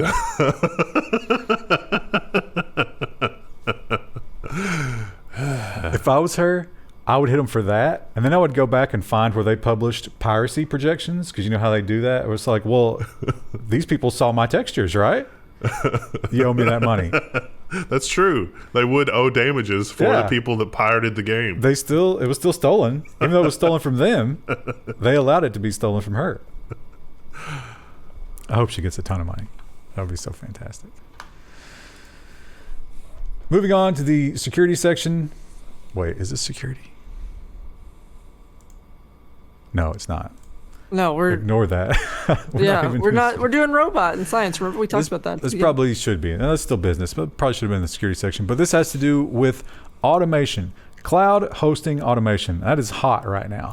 Everybody wants to do cloud hosting automation, but there's a danger to cloud hosting automation, and it's such a danger that poor Docker has had to roll some stuff back. This week in programming, crypto miners overrun Docker Hub's auto build. So people are creating projects that exist only to automatically mine cryptocurrency, which this is why we can't have nice things. Anytime you have free anything on the internet, it's some people come along and ruin it. So automation will no longer be on the free tier of Docker. Sorry. RIP. Thank the cryptocurrency miners. This one is, it seems like an extreme condition until you think about what happens to metal in sunlight. Yeah. It actually wouldn't probably be too hard to get to this, and one person's already experienced it. Starling dishes go into thermal shutdown once they hit 122 degrees Fahrenheit. Man, a water dish to cool it down, but overheating knocked it offline for 7 hours. And you might be thinking, oh, maybe they didn't test for that. They definitely did, because the error is very specific. Thermal shutdown. Overheat. So it knows it doesn't damage the unit, but he was unable to use it for quite some time. I mean, traditional satellite internet you couldn't use during very stormy weather. Yeah. What if this you can't use during very sunny weather? I think we're having a heat wave out west, right? Yeah, I think this guy was he was looked like he was out in the woods somewhere. He might be able to make a really, really simple plastic tent for it to just keep the sun off of it and maybe keep it under that temperature. Maybe. You mean but it would have to be carefully positioned so it could still see the satellite but couldn't see the sun. I don't know if it depends on the certain kinds of plastic maybe will permit the satellite signal through. Because I lived in a place that had a no satellite dishes policy, so I constructed a foam box around the satellite, and that worked fine. We just chalked and mounted it to a cinder block. And we take it out in the morning, bring it back in. Sometimes it'd rain, you have to re-chalk. Mine was a lovely, fashioned into a lovely table on the porch with a tablecloth. But yeah, I'm sure they'll fix that. They probably are going to have to end up having a much better heat sink, maybe a tiny fan. Oh, a fan on an outdoor thing? That's asking for trouble. And moving on, now we're on to the robot/AI section, and let's talk about Google and what they're getting into next. Now, we all use Google Translate, right? I mean, it's not perfect, but it'll get the idea. It's a really nice thing. But what if Google Translate could go further? Google's next AI move, teaching foreign languages. It's time for you to learn Mandarin. I guess that's the future-proof one to learn, isn't it? If it's AI, will it just be really racist somehow, or the worst parts of that culture distilled into language? I think what they're looking for here is it's basically the same as the Google Translate, except it's more like the whole phrase explaining things to you and going more into a language lesson, but purely robot driven and purely driven on what you're searching. So it'd be interesting. For some reason lately, I feel like a desire to learn Spanish. You've mentioned that several times now, I think, on the stream. I don't know where it came from, but I've looked at Duolingo. You ever heard of that? Yeah. But people say that doesn't really get you very far. Like, it doesn't get you anywhere close to fluency. You could probably just buy a textbook and work your way through it. A lot of them come with, like, I guess, CDs or, sound that you could listen to as well. I probably wouldn't apply myself to that consistently. I feel like you could probably just hire a yard work buddy and kill two birds with one stone. Yeah, that's the beautiful thing about Spanish. Like, you'll find someone who speaks it around here that you could, like, practice with. That was my struggle with every other language I learned, was I never had anyone to practice Japanese with. The tough part about that is finding the yard work buddy who speaks enough English that that we could interface. And he could tell you what you were doing wrong. Because that's usually why they're working those jobs. Yeah. If you can speak English, buy a truck, all of a sudden you're the owner. This one, I meant to cut this one, but it's not very newsy, but it does point out probably something that we'll have in the future if you're very rich in the near future. What is a flying car? It's a sleek cone-shaped thing that there's no picture of in this entire article. Something that Hollywood, would have for a quick getaway. It's not a helicopter. It's not an airplane. They seem to be kind of describing a gyrocopter, I thought at first, but I don't think it's a gyrocopter either. I had JavaScript turned off, and I was just like, I must not see the images because I've got JavaScript turned off. There's no pictures. There's no photo. It's a nothing burger. Chat, don't look at this. Don't look at this article. It really seemed like they were describing a gyrocopter, which gyrocopters are cool. You should look up pictures and videos of those. It's single-seater. It had the 4... Yeah. Gyrocopter's one blade, right? No, it's 2. It's 2 but no tail. But, I mean, 2 rotors, but they're in line. They're slightly offset, but yeah. But this is the 4-piece mini rotor. Yeah, it's like a drone. The balance is coming from multiple rotors. The other thing with this was also like the computer control. So like you as an idiot can just get in and say, I would like to go from here to there, and the software just figures it out. Yeah, driving is something we cannot let the plebs do with flying things. Yeah, I don't think we'll ever get to that point. I hope we don't get to that point, because that would be catastrophic. This absolute unit is finally ready to be viewed by the public. It's big and it's impressive. The SLS, the first view of NASA's assembled mega rocket. We definitely just lost. Oh no! Something there. There we go. What? Hello? There we go. Does OBS still? Oh, okay. All right. Woo. They probably didn't notice that. Oh, you did that line. Yeah, there it is. Look at it. It's so big. It's big. It's yellow. Big in the bright yellow color. It's nice. That's the center stage. Here they have the boosters attached to it for the first time. And they are going to put the shuttle, or whatever they call the thing nowadays, on that. And they're going to send it up with nobody on it. A bunch of times. Just to be sure. This is what's going to take us to the moon. Apparently. Some cool concept art down there. It's actually this thing that's going to take us to the moon. A lot of people will, they'll tell you a lie. That it's going to be GameStop stock? Not GameStop stock. It'll be that thing. Or Dogecoin. AMC. It does not have BDE, Big Doge Energy. It has a lot of energy. Quite a few horsepower on that thing. The Chinese Zhurong, is that how you pronounce that? Zhurong, I guess. Zhurong? Yeah. Sure, we'll be corrected. I keep knocking that thing down. Is up there, and just like... It's on Mars. It's like all the other rovers up there. It likes to take pictures. That's pretty much its only job. China's Zhurong rover, Mars rover, takes a selfie. How did it take a selfie? It dropped a camera. This is not like a normal selfie. It's just a picture. Isn't the selfie by definition that you're holding the camera? That's a good question.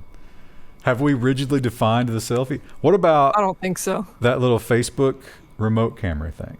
Oh, yeah, the one where you could pop it off your watch. What if you pop it off, stick it to something? What if it's magnetic? That's that what they selfie? Intend. Yeah. That's going to be a selfie. So good job. We have several pictures from it. They're all pretty cool. I also really liked the, maybe I just read too much into things. I like the very last picture where it's like, here's a picture of NASA keeping an eye on the situation from orbit. And it's like, wait a minute. Look at the resolution on that picture. The resolution on this picture is incredible. Do we have things higher resolution than that orbiting Earth? ...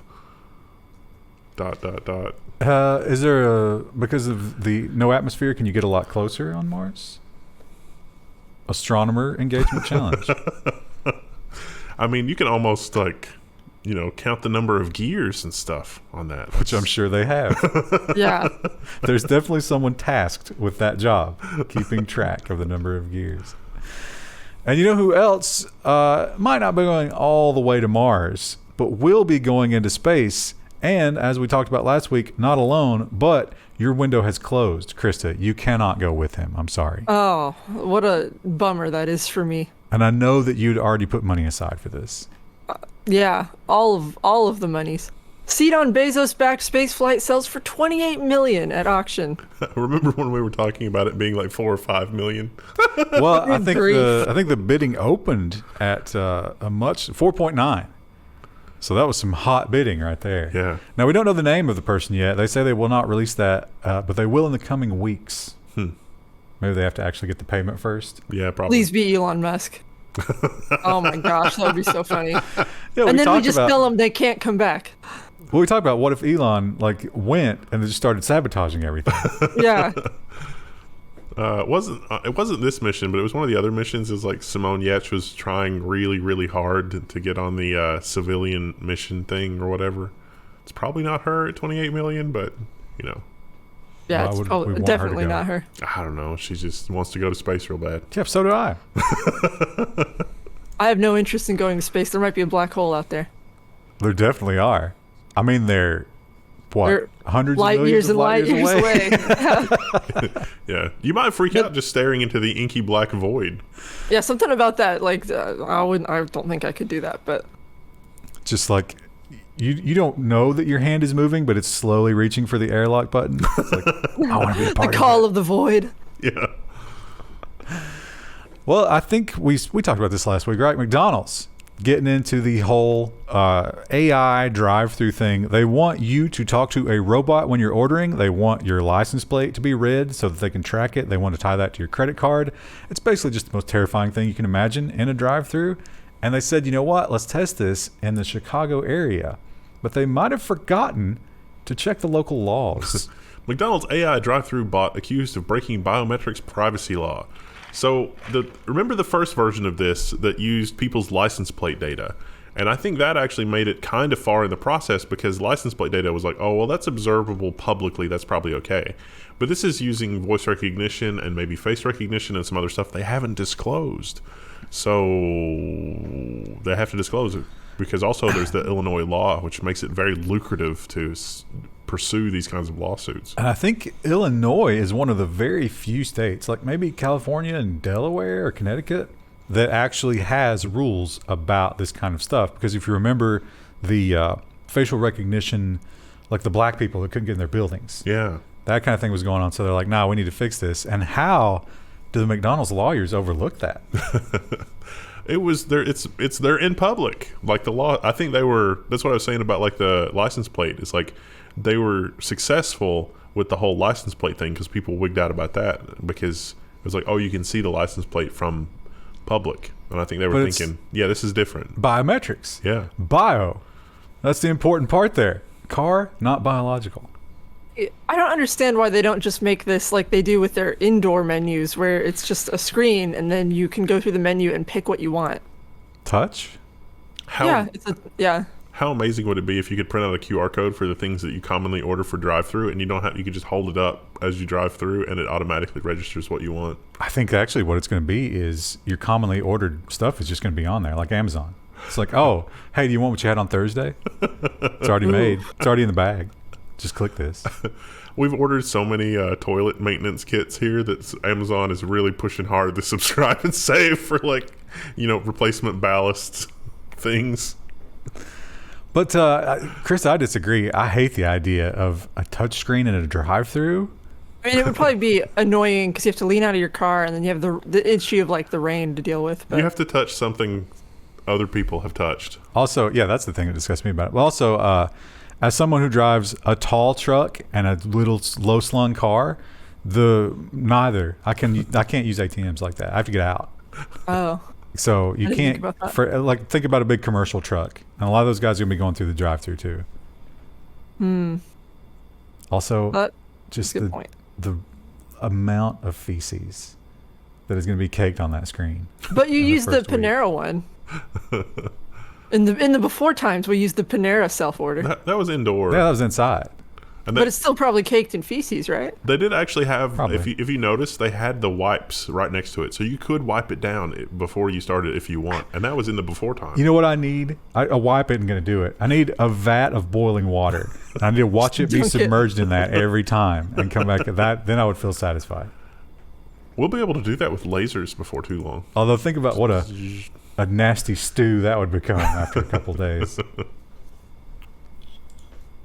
And our final story, this is great news for Jeff Bezos. I don't know, I think he's probably done with the whole creating heirs thing, but you never know. Maybe he gets really disappointed in his kids and he's like, all right, we need another one. Mouse sperm thrived despite 6 years of exposure to space radiation.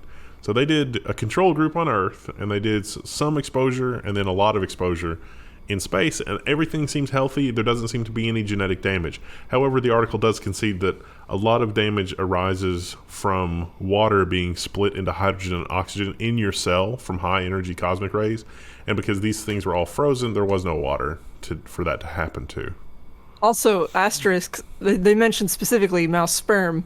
It doesn't seem like they tested on like female mice that had been in space. So like, could a female mouse bear pups and be okay?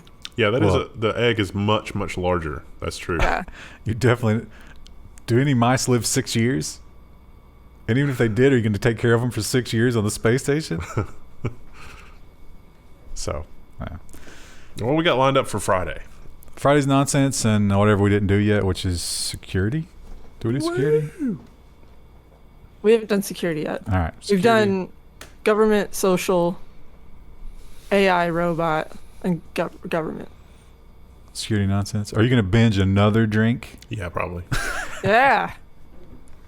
All right. Give the people what they want. All right. Bye. Hello, everybody. Welcome back to the Level 1 News. Today is Friday, so we're doing security and then nonsense, favorite section. And today is June 25th, 2021. I am flush with orange soda. Oh yeah, try your new one. I've got a little bit left because this strikes me as like something to drink when you're working out, because it seems like it would really hydrate you. You know what really works for that? Water. Yeah. Oh, that's good. I like to space it out week after week. There's only so many orange sodas, folks. Although, I mean, it is amazing the variety that we've seen just from. I mean, we probably haven't even touched 5% of the market. Yeah. A lot of that stuff out there. Well, let's talk about some security and some problems. Last week, we heard about Volkswagen and Audi, and they had lost some data. And they were like, yeah, we lost it. We don't really know what happened to it. Well, no, now. We found out. Hackers are selling data stolen from Audi and Volkswagen. Hackers claim they found the data on millions of Audi customers on an unsecured server hosted on Microsoft's Azure cloud. Mostly, it's just basic contact information. Sometimes it's financial information, and in the worst cases, driver's license numbers. Yeah, it's a bad one. You don't want somebody to have your driver's license number. Or at least you don't want the dark web to have it. And this one is maybe a little scary, since the other big headline this week is that they plan on automating everything and tracking everything about you in the drive-thru. Maybe this is a cautionary tale. McDonald's hit by data breach. The hack exposed some U.S. business information customer data in South Korea and Taiwan. So most of the data was from McDonald's locations in South Korea and Taiwan. It was not properly secured, cloud server thing, that whole 9 yards. It's very basic personal information, but it could include some details about like what you used to pay for it, but I don't think it was credit cards or anything like that. But some of it was also because of the delivery. Yeah. Some was your address and stuff, phone number, address for deliveries. Womp womp. So somebody out there on the dark web knows that you ordered like $30 worth of McDonald's one day and got it shipped to your house. That's like my levels of self-loathing. It's also got that 50-piece McNugget. That's probably a lethal dose of sodium as well. This reminds me, in the Sopranos, there was the Meadows College was trying to get them to donate money because they knew they were rich. And Tony was like, Carmela, don't talk to me about extortion. I know extortion. Because he's in organized crime, and Well, ransomware attack hit Teamsters in 2019, but they refused to pay. They worked with the FBI, and the FBI advised the union to, quote-unquote, just pay the ransom. According to sources, union officials chose not to, and they rebuilt their computer network instead. This seemed like it was going to be a feel-good story, but yeah, in the end, it was just like, this is like an episode of The Sopranos. Not that I would ever accuse the Teamsters of being involved in organized crime. Did that guy ever turn up? What was his name? Hoffa? Yeah. No. He never turned up. We don't know where there's all the theories about where he's buried in like really public places. This one is echoes back to other things we've seen about encryption in the past, and it's terrifying. Because right now you think, well, we don't use this anymore, so what do we care? But we use stuff that was created in a similar fashion. Bombshell report finds that phone network encryption was deliberately weakened. A new paper shows that 2 old encryption algorithms still used today in mobile networks can be exploited to spy on phones' internet traffic. Now, you should go read the story and everything is good here, but the implications of this extend far beyond this article. Think about other stuff that we covered earlier this week. There's the economic summit in Europe where it's like, hey, European companies, we shouldn't blackball American companies because blah, blah, blah. And it's like, well, apparently there are algorithmic weaknesses here. Now, here's the really insane thing.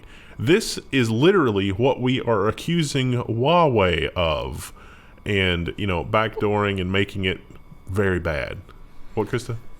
I just said, Yeah, I mean, it's just, it's really insane. And now here's the other really insane thing.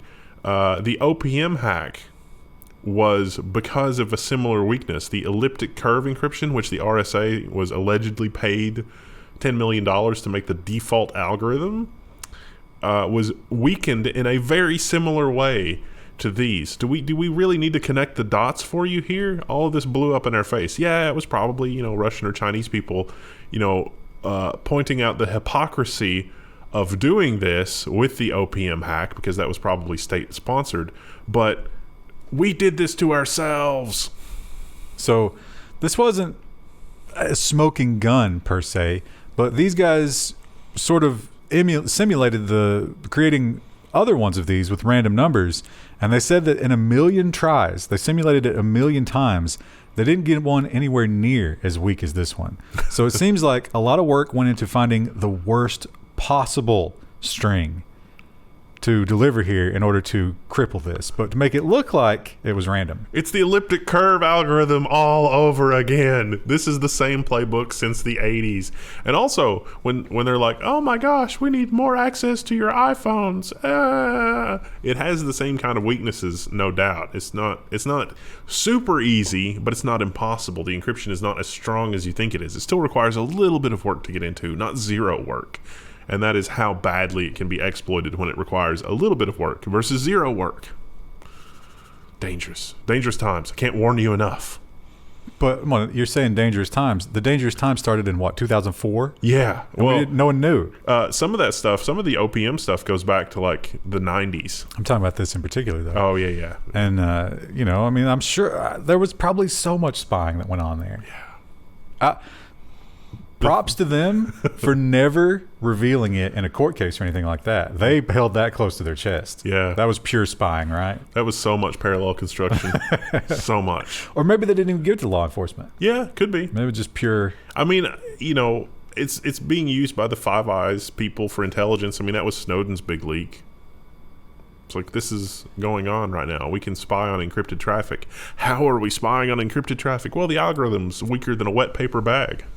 And ultimately, you have to trust a person at some point. And how can you trust certain people? And if you have a little blue octagon in your yard, you really have to think about who you're trusting. Former Dallas-area ADT installer gets prison time for hacking into customers' home security feeds. Who's going to get prison time for introducing the weakness into the elliptic curve encryption? That is a far more serious crime. The person who revealed it. As evidenced by literally the global... Everything. Yeah. So this guy, once they figured out the logs, he was watching all day long. And he had this was the whole story where they would go out, and if they found an attractive woman in the house while they were installing, they would add a little flag to that account, and they'd go back and investigate that.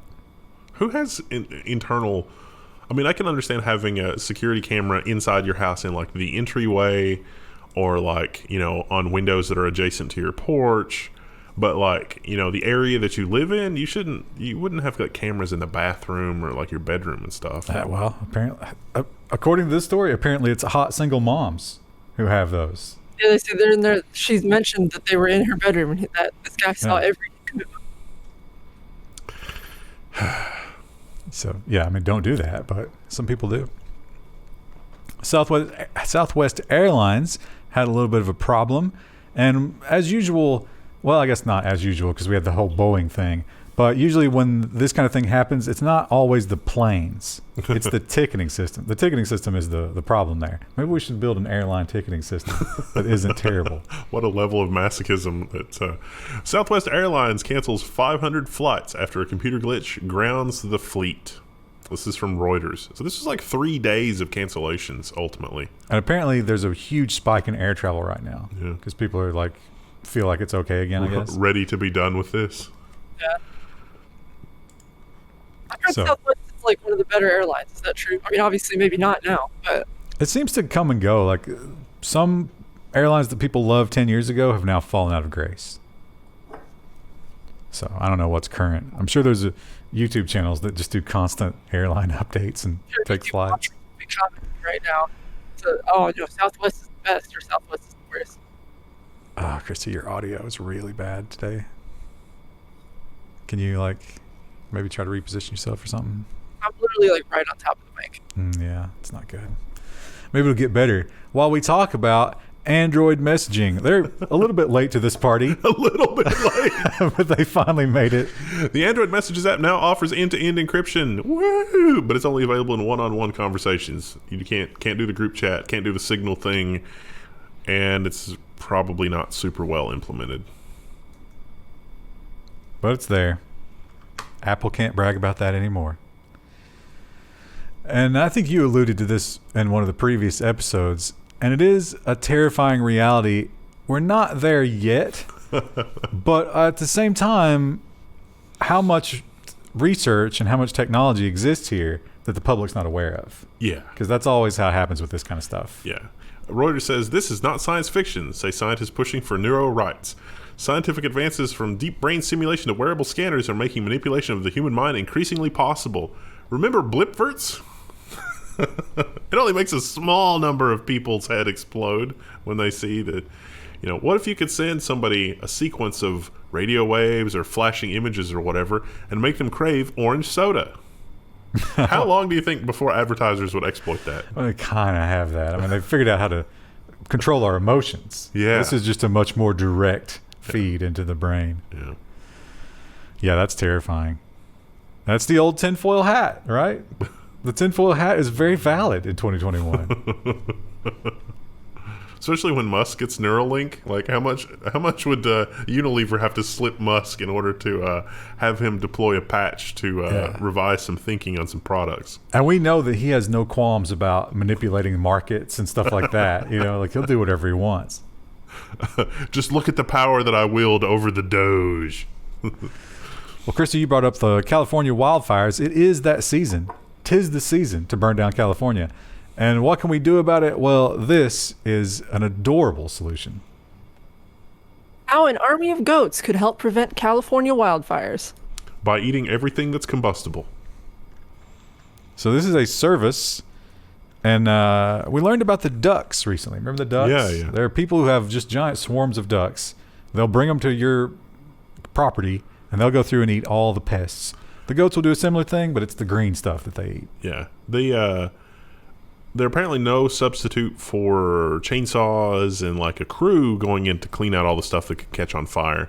But the goats are much better at dealing with more inaccessible areas and things like that. So they're augmenting the human crude. What if we augmented the goats with chainsaws? I could get behind that. Like one chainsaw leg. Do you think we could ever get to the point with genetic manipulation where we could just have them grow a chainsaw? I hope not. That sounds terrifying. A chainsaw with actual teeth. I mean, I think that ultimately, if we're not approaching the great filter, that might be one way that we could get past the great filter is like, what if we grow our own homes and things like that through just incredible genetic manipulation? But then we get through the great filter and we meet the other guys and they're like, what have you done to these goats? You can't join the Federation. You can't live inside a goat. What is wrong with you? And I like the animal stories and I like to cluster them together. Let's talk about, Krista, you are a hiker and a person who does that type of thing. What is your plan for a bear encounter? Make myself look bigger. I have a whistle on my backpack strap. And wrong. This article says not to do that. You are so wrong, Krista. Is this out west? National Park Service once again tells tourists not to push their friends into bears. I never thought about that. It says to back away slowly, and non-facetiously they tell you not to run away from bears while leaving your slower friends to deal with the bears. So it turns out the bear probably doesn't want to attack you, but by rapidly fleeing, you could trigger a bear to chase you. And by pushing your friend down, your friend would no longer be the target. It's the moving target. So you actually could screw yourself by using the old joke about, I don't have to outrun the bear, just have to outrun you. Oh, it also is the bear, apparently they said, can detect overacting. So if you're playing dead too prematurely, the bear knows that. There's thespians, grizzlies. And don't go into trees. Another big tip from them. Trees will not save you. Also, this is only for bears who aren't hungry. I think if you encounter a hungry bear, it's just prepare to die. Try to offer it your throat so it goes quick. You this came from Idaho as well. And Idaho is all grizzlies all the time. And our final animal story, this is a certainly once in a lifetime event. Maybe once in a, I don't know, century, 2 centuries. Do we know, other than the Bible, that this had ever happened before? No, I don't think so. Humpback whale gulps and spits out a Cape Cod lobster man. His description of it was like, I didn't know what happened. I thought I was attacked by a shark, but then, he felt around and he's like, wait a minute, I'm inside a whale. So this must have all happened really quickly. But then the whale surfaced and coughed him up or blew him out or whatever. So he landed in the water. No, I think it didn't come out the blowhole. I think it like popped up and like shook its head and just launched him. Yeah. So and messed up his knee in the process. Hell of a story. He's going to continue to be a lobster man. At like 44 or something. Or maybe it was in his 50s. Maybe he'll transition over to gardening and then get upset when his vine dies. And he has 2 boys, aged 12 and 15. His vine, Krista? You ever read the whole story in the Bible? No, I have not. When Jonah comes out, he gets mad because his vine dies. Wow. Really looking a gift horse in the mouth there, isn't he? Or a gift whale. The FDA has had a little bit of contention among its people lately. I only bring it up because, that's in the news now. We have to make really serious decisions based on other people's ideas and beliefs, and we thought they agreed, but maybe not. Third member of U.S. FDA advisory panel resigns over Alzheimer's drug approval. Now, so the article says it was unanimously approved except for one. It was almost unanimously approved. There was one person that voted against it. This is not the approval panel. This is the advisory panel. Okay. So he's saying, I don't believe that you're listening to what we're telling you. We're telling you no. And they approved it anyway. And you went ahead and said, this is a lot of money. Yeah. Very sad. So he's out. He's going on to work someplace else. Maybe. If money is influencing those decisions, I'm sure that that's illegal, but I'm sure that it won't be prosecuted. Do you think there's any reality where it doesn't? Only one of the multiverse is like, there's only like 1 or 2 in the multiverse that are possible to do that. I read this headline and I thought, wow, this guy's a piece of garbage. He's just some old curmudgeon and he's making life miserable for everybody else. After reading the article, I'm 1,000% on his side. He did nothing wrong. Die and go to heck. Although he said it was more colorful. Assistant Utah AG sends a fiery email after a candidate disturbs his nap. So Darren Mono said he was shocked to read Assistant Attorney General Stephen Worthrich's email after knocking on doors for his city council campaign. So he was just knocking on doors. It was a Saturday afternoon, and the assistant attorney general had a no soliciting sign. But if you're doing the political thing, that doesn't apply technically. So he was taking a nap. The dude knocked on the door, woke him up, and he was upset that he was woke up from his nap. Which is ridiculous. No soliciting means no soliciting. No one wants political candidates at their home, especially not. I mean, you're really going to change the assistant attorney general's vote? Come on. So that's fine. And, this guy did just fell over himself apologizing and begging, please don't cancel me. Not because he did anything all that wrong. It's because this guy is LGBT and Asian. Uh-huh. And he immediately put those bullets in his gun and went to Twitter. And it wasn't about that. It was about him being an asshole and knocking on people's doors. It's never okay for anybody. That's definitely the case that, like, if I'm not expecting company, why would I answer the door? Yeah, and I don't know if he might not have answered the door, but he was asleep. Woke him up. It is nice when I can sleep. People can do things to your door without being inside of it that they should not be allowed to do. Especially not for political campaigning. Door-to-door political campaigning in 2021? No. Unacceptable. I love this story.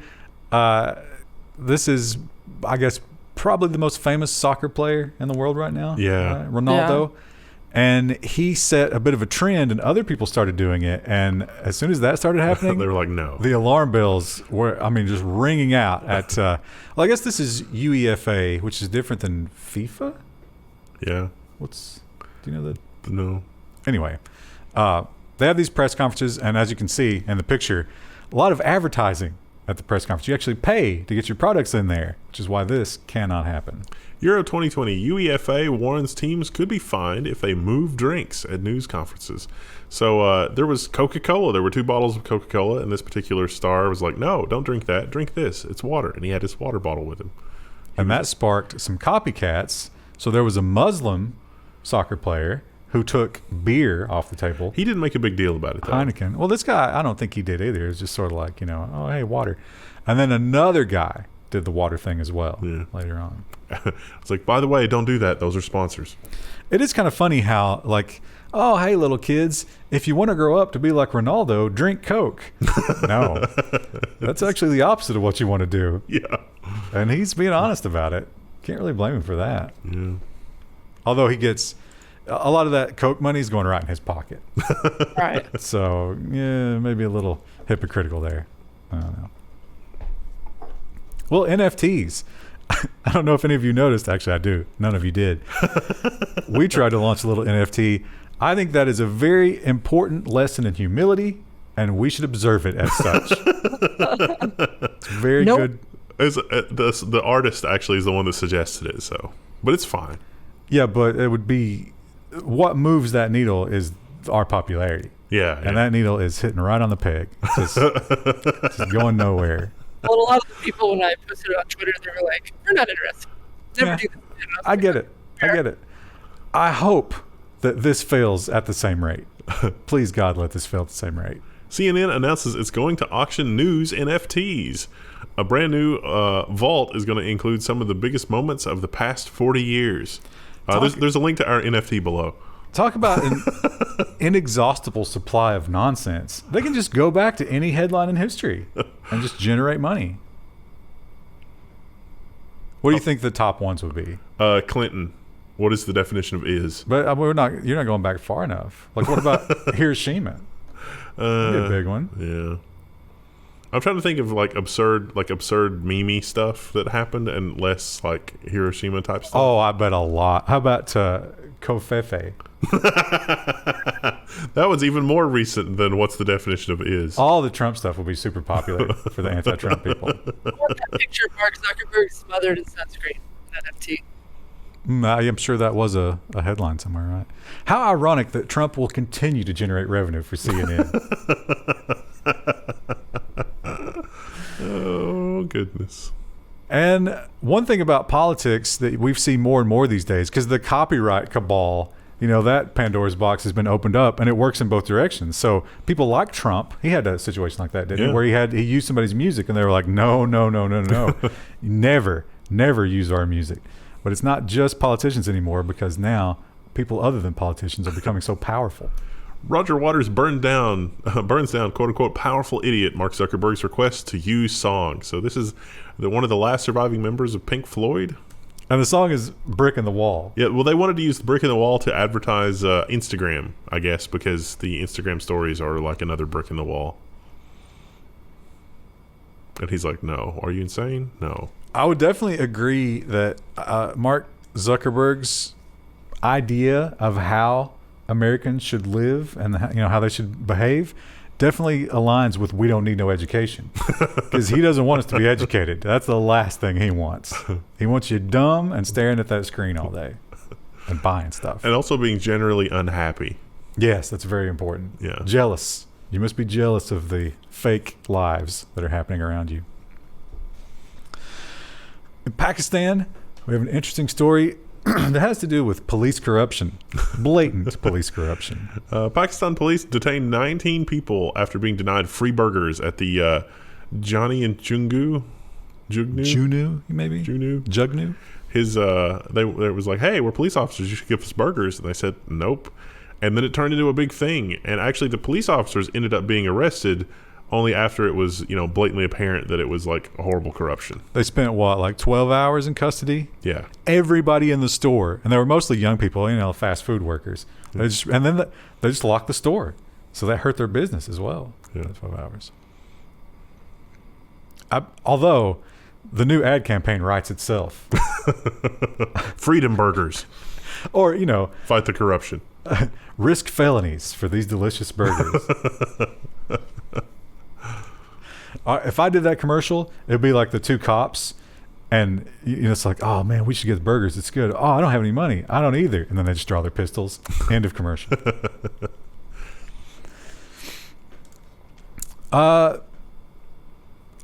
We knew this was coming, and the problem here, this is not something that's new. They've wanted to do this forever, obviously. Yeah. But think about Google health data. Yep. Tied in with this. Yep.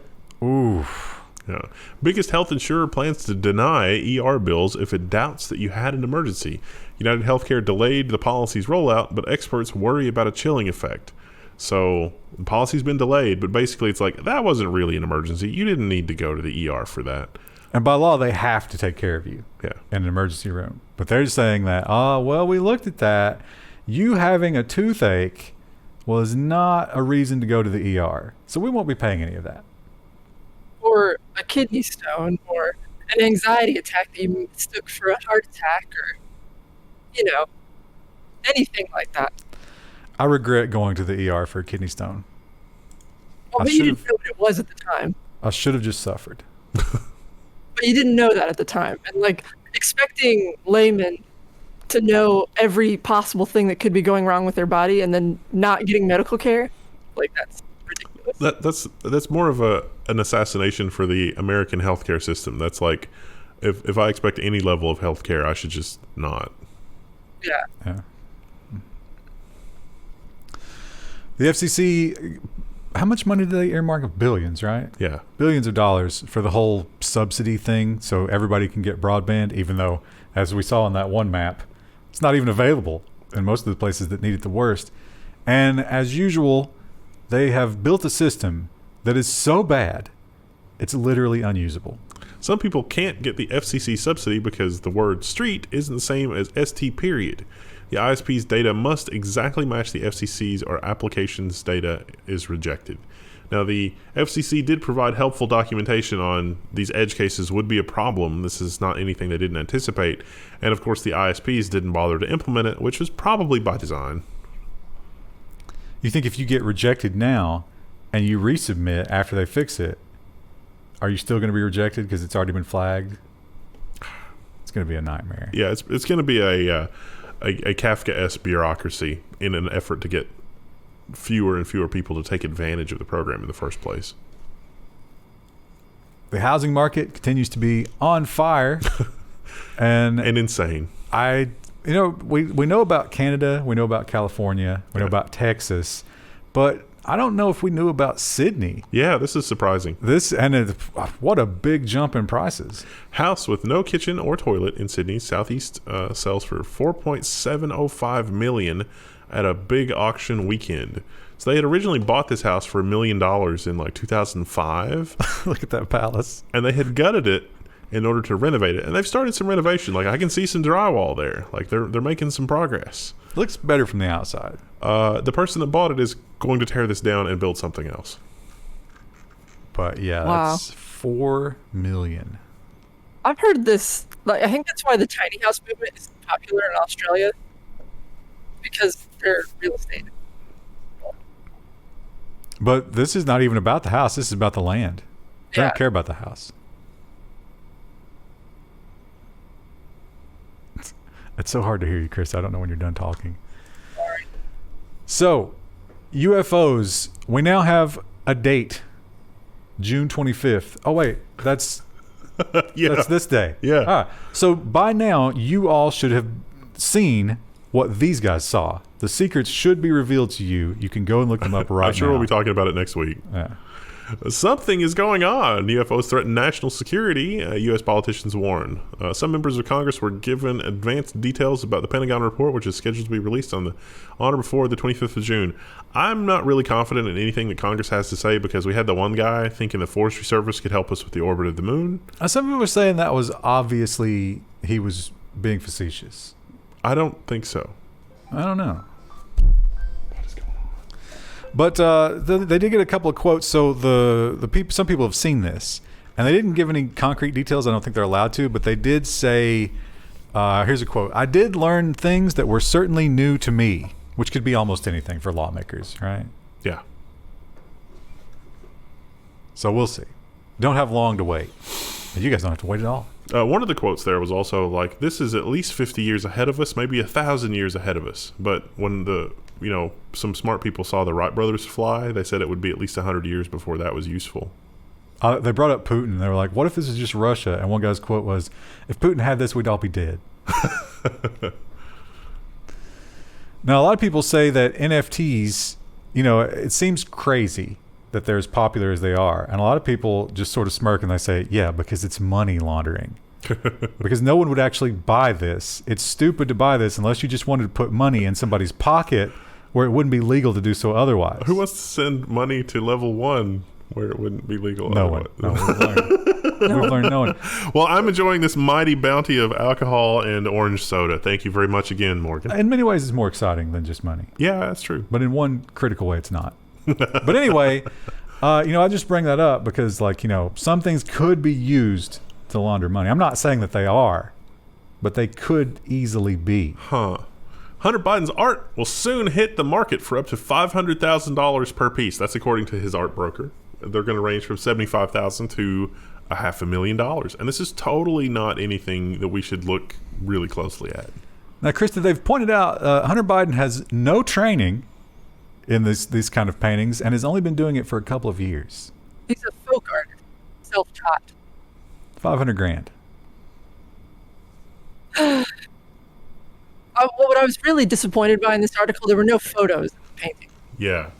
Because it doesn't matter what they look like. That's the reason there's no photos. That's horrifying. That's not what that's for. I don't like the idea of breathing into my food with my nasty exhalations and then at the end of the day taking all of that little beautiful soup and just making a nice snack of it. I don't like that idea, but apparently some people do. Japan has released the world's first edible and functional face mask. This is some sort of pineapple bread or something? Melon bread. Melon bread, yeah. I don't know exactly what melon bread is. It looks tasty. It's a foamy, breathable, apparently, food stuff. Doesn't look comfortable, though. Does not, no. Seems like something would grow in that, so you would have to make it fresh daily. Oh, I don't think you're using it over and over. Oh.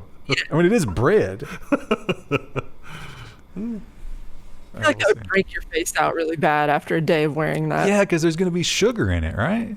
Yeah. I don't know. Maybe that's just a meme that we're not familiar with. Like, that's a Japanese thing that's funny to them, and we don't We don't get it. I don't know. That's ridiculous. And our final story. This is a good one. It would be so... I mean, the world would have... Some people would be horrified by it. But so many people would celebrate this. It would be such a fun moment for the world. And I'm going to say, take it one further, do it in space. Can you imagine? Petition urging Jeff Bezos to buy and eat the Mona Lisa gains steam. So really what's happening with all these UFOs is that they're just making a chronicle of what's going to, the events that are leading up to the Great Filter in hopes that other civilizations will survive. And this is going to be Exhibit A. It's like, well, one of the richest inhabitants of this planet bought the Mona Lisa and traveled to space to eat it. Krista, do you know the dimensions of the Mona Lisa? It's actually a lot smaller than you might think. If you've ever seen it at scale in the Louvre, it's not big. I'm trying to think. The only times I've ever seen it is just on a blank wall. So, I didn't ever get any scale. I guess people may be in front of it. But, what do you think it is? Give me a guesstimate. I mean, I've not seen it in person, so I can't say for certain. But, just based on images I've seen, it probably, 4 by 36, something like that. So not small, but not massive. But isn't it also true that it's kind of thick, like there's layers of paint on that? You probably a lot of lead in that paint. Probably don't want to eat that. Yeah, I would just forget the danger of eating it. Just getting through it. Yeah, maybe just one bite. No, you got to eat the whole thing. There was that guy that ate a 747. Maybe you could share it. Maybe you could do a mukbang with all of your friends. And you could all have a little bit of deep fried Mona Lisa. Like the fried pickles. The 100 billion meal. I like the petition where they were like, please don't let him come back. Make him stay in space. Please. How are they going to stop him? I guess with the petition, but... Yeah, but I mean, it's not like there's a checkpoint at the atmosphere. Papers, sir? We're going to need to see your Vax card before we come back to Earth. Wait, what? I think you should do it. Here's a picture. Still no scale. It's just a random petition. Why is it even a thing? Because it's funny. It really seems like they fixed the colors in the Mona Lisa. Because I remember in a lot of our textbooks, it was sort of a dingy yellow. Did they strip some layers off of it recently?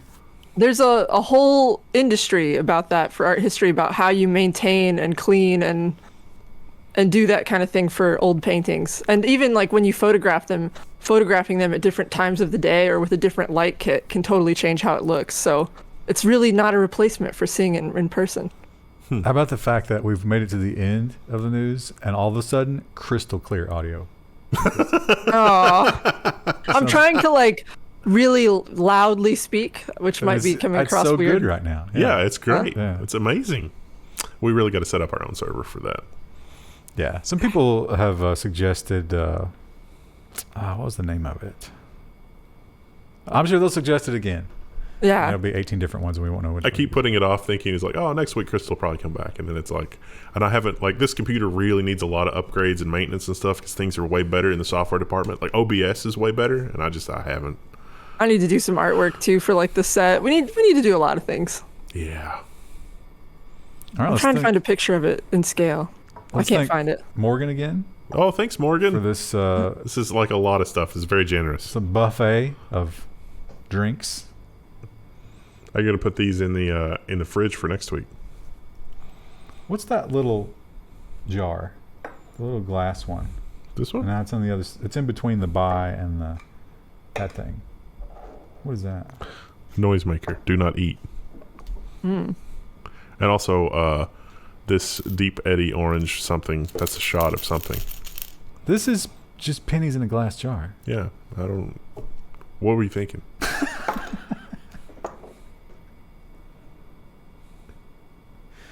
Oh, this is orange. Yeah.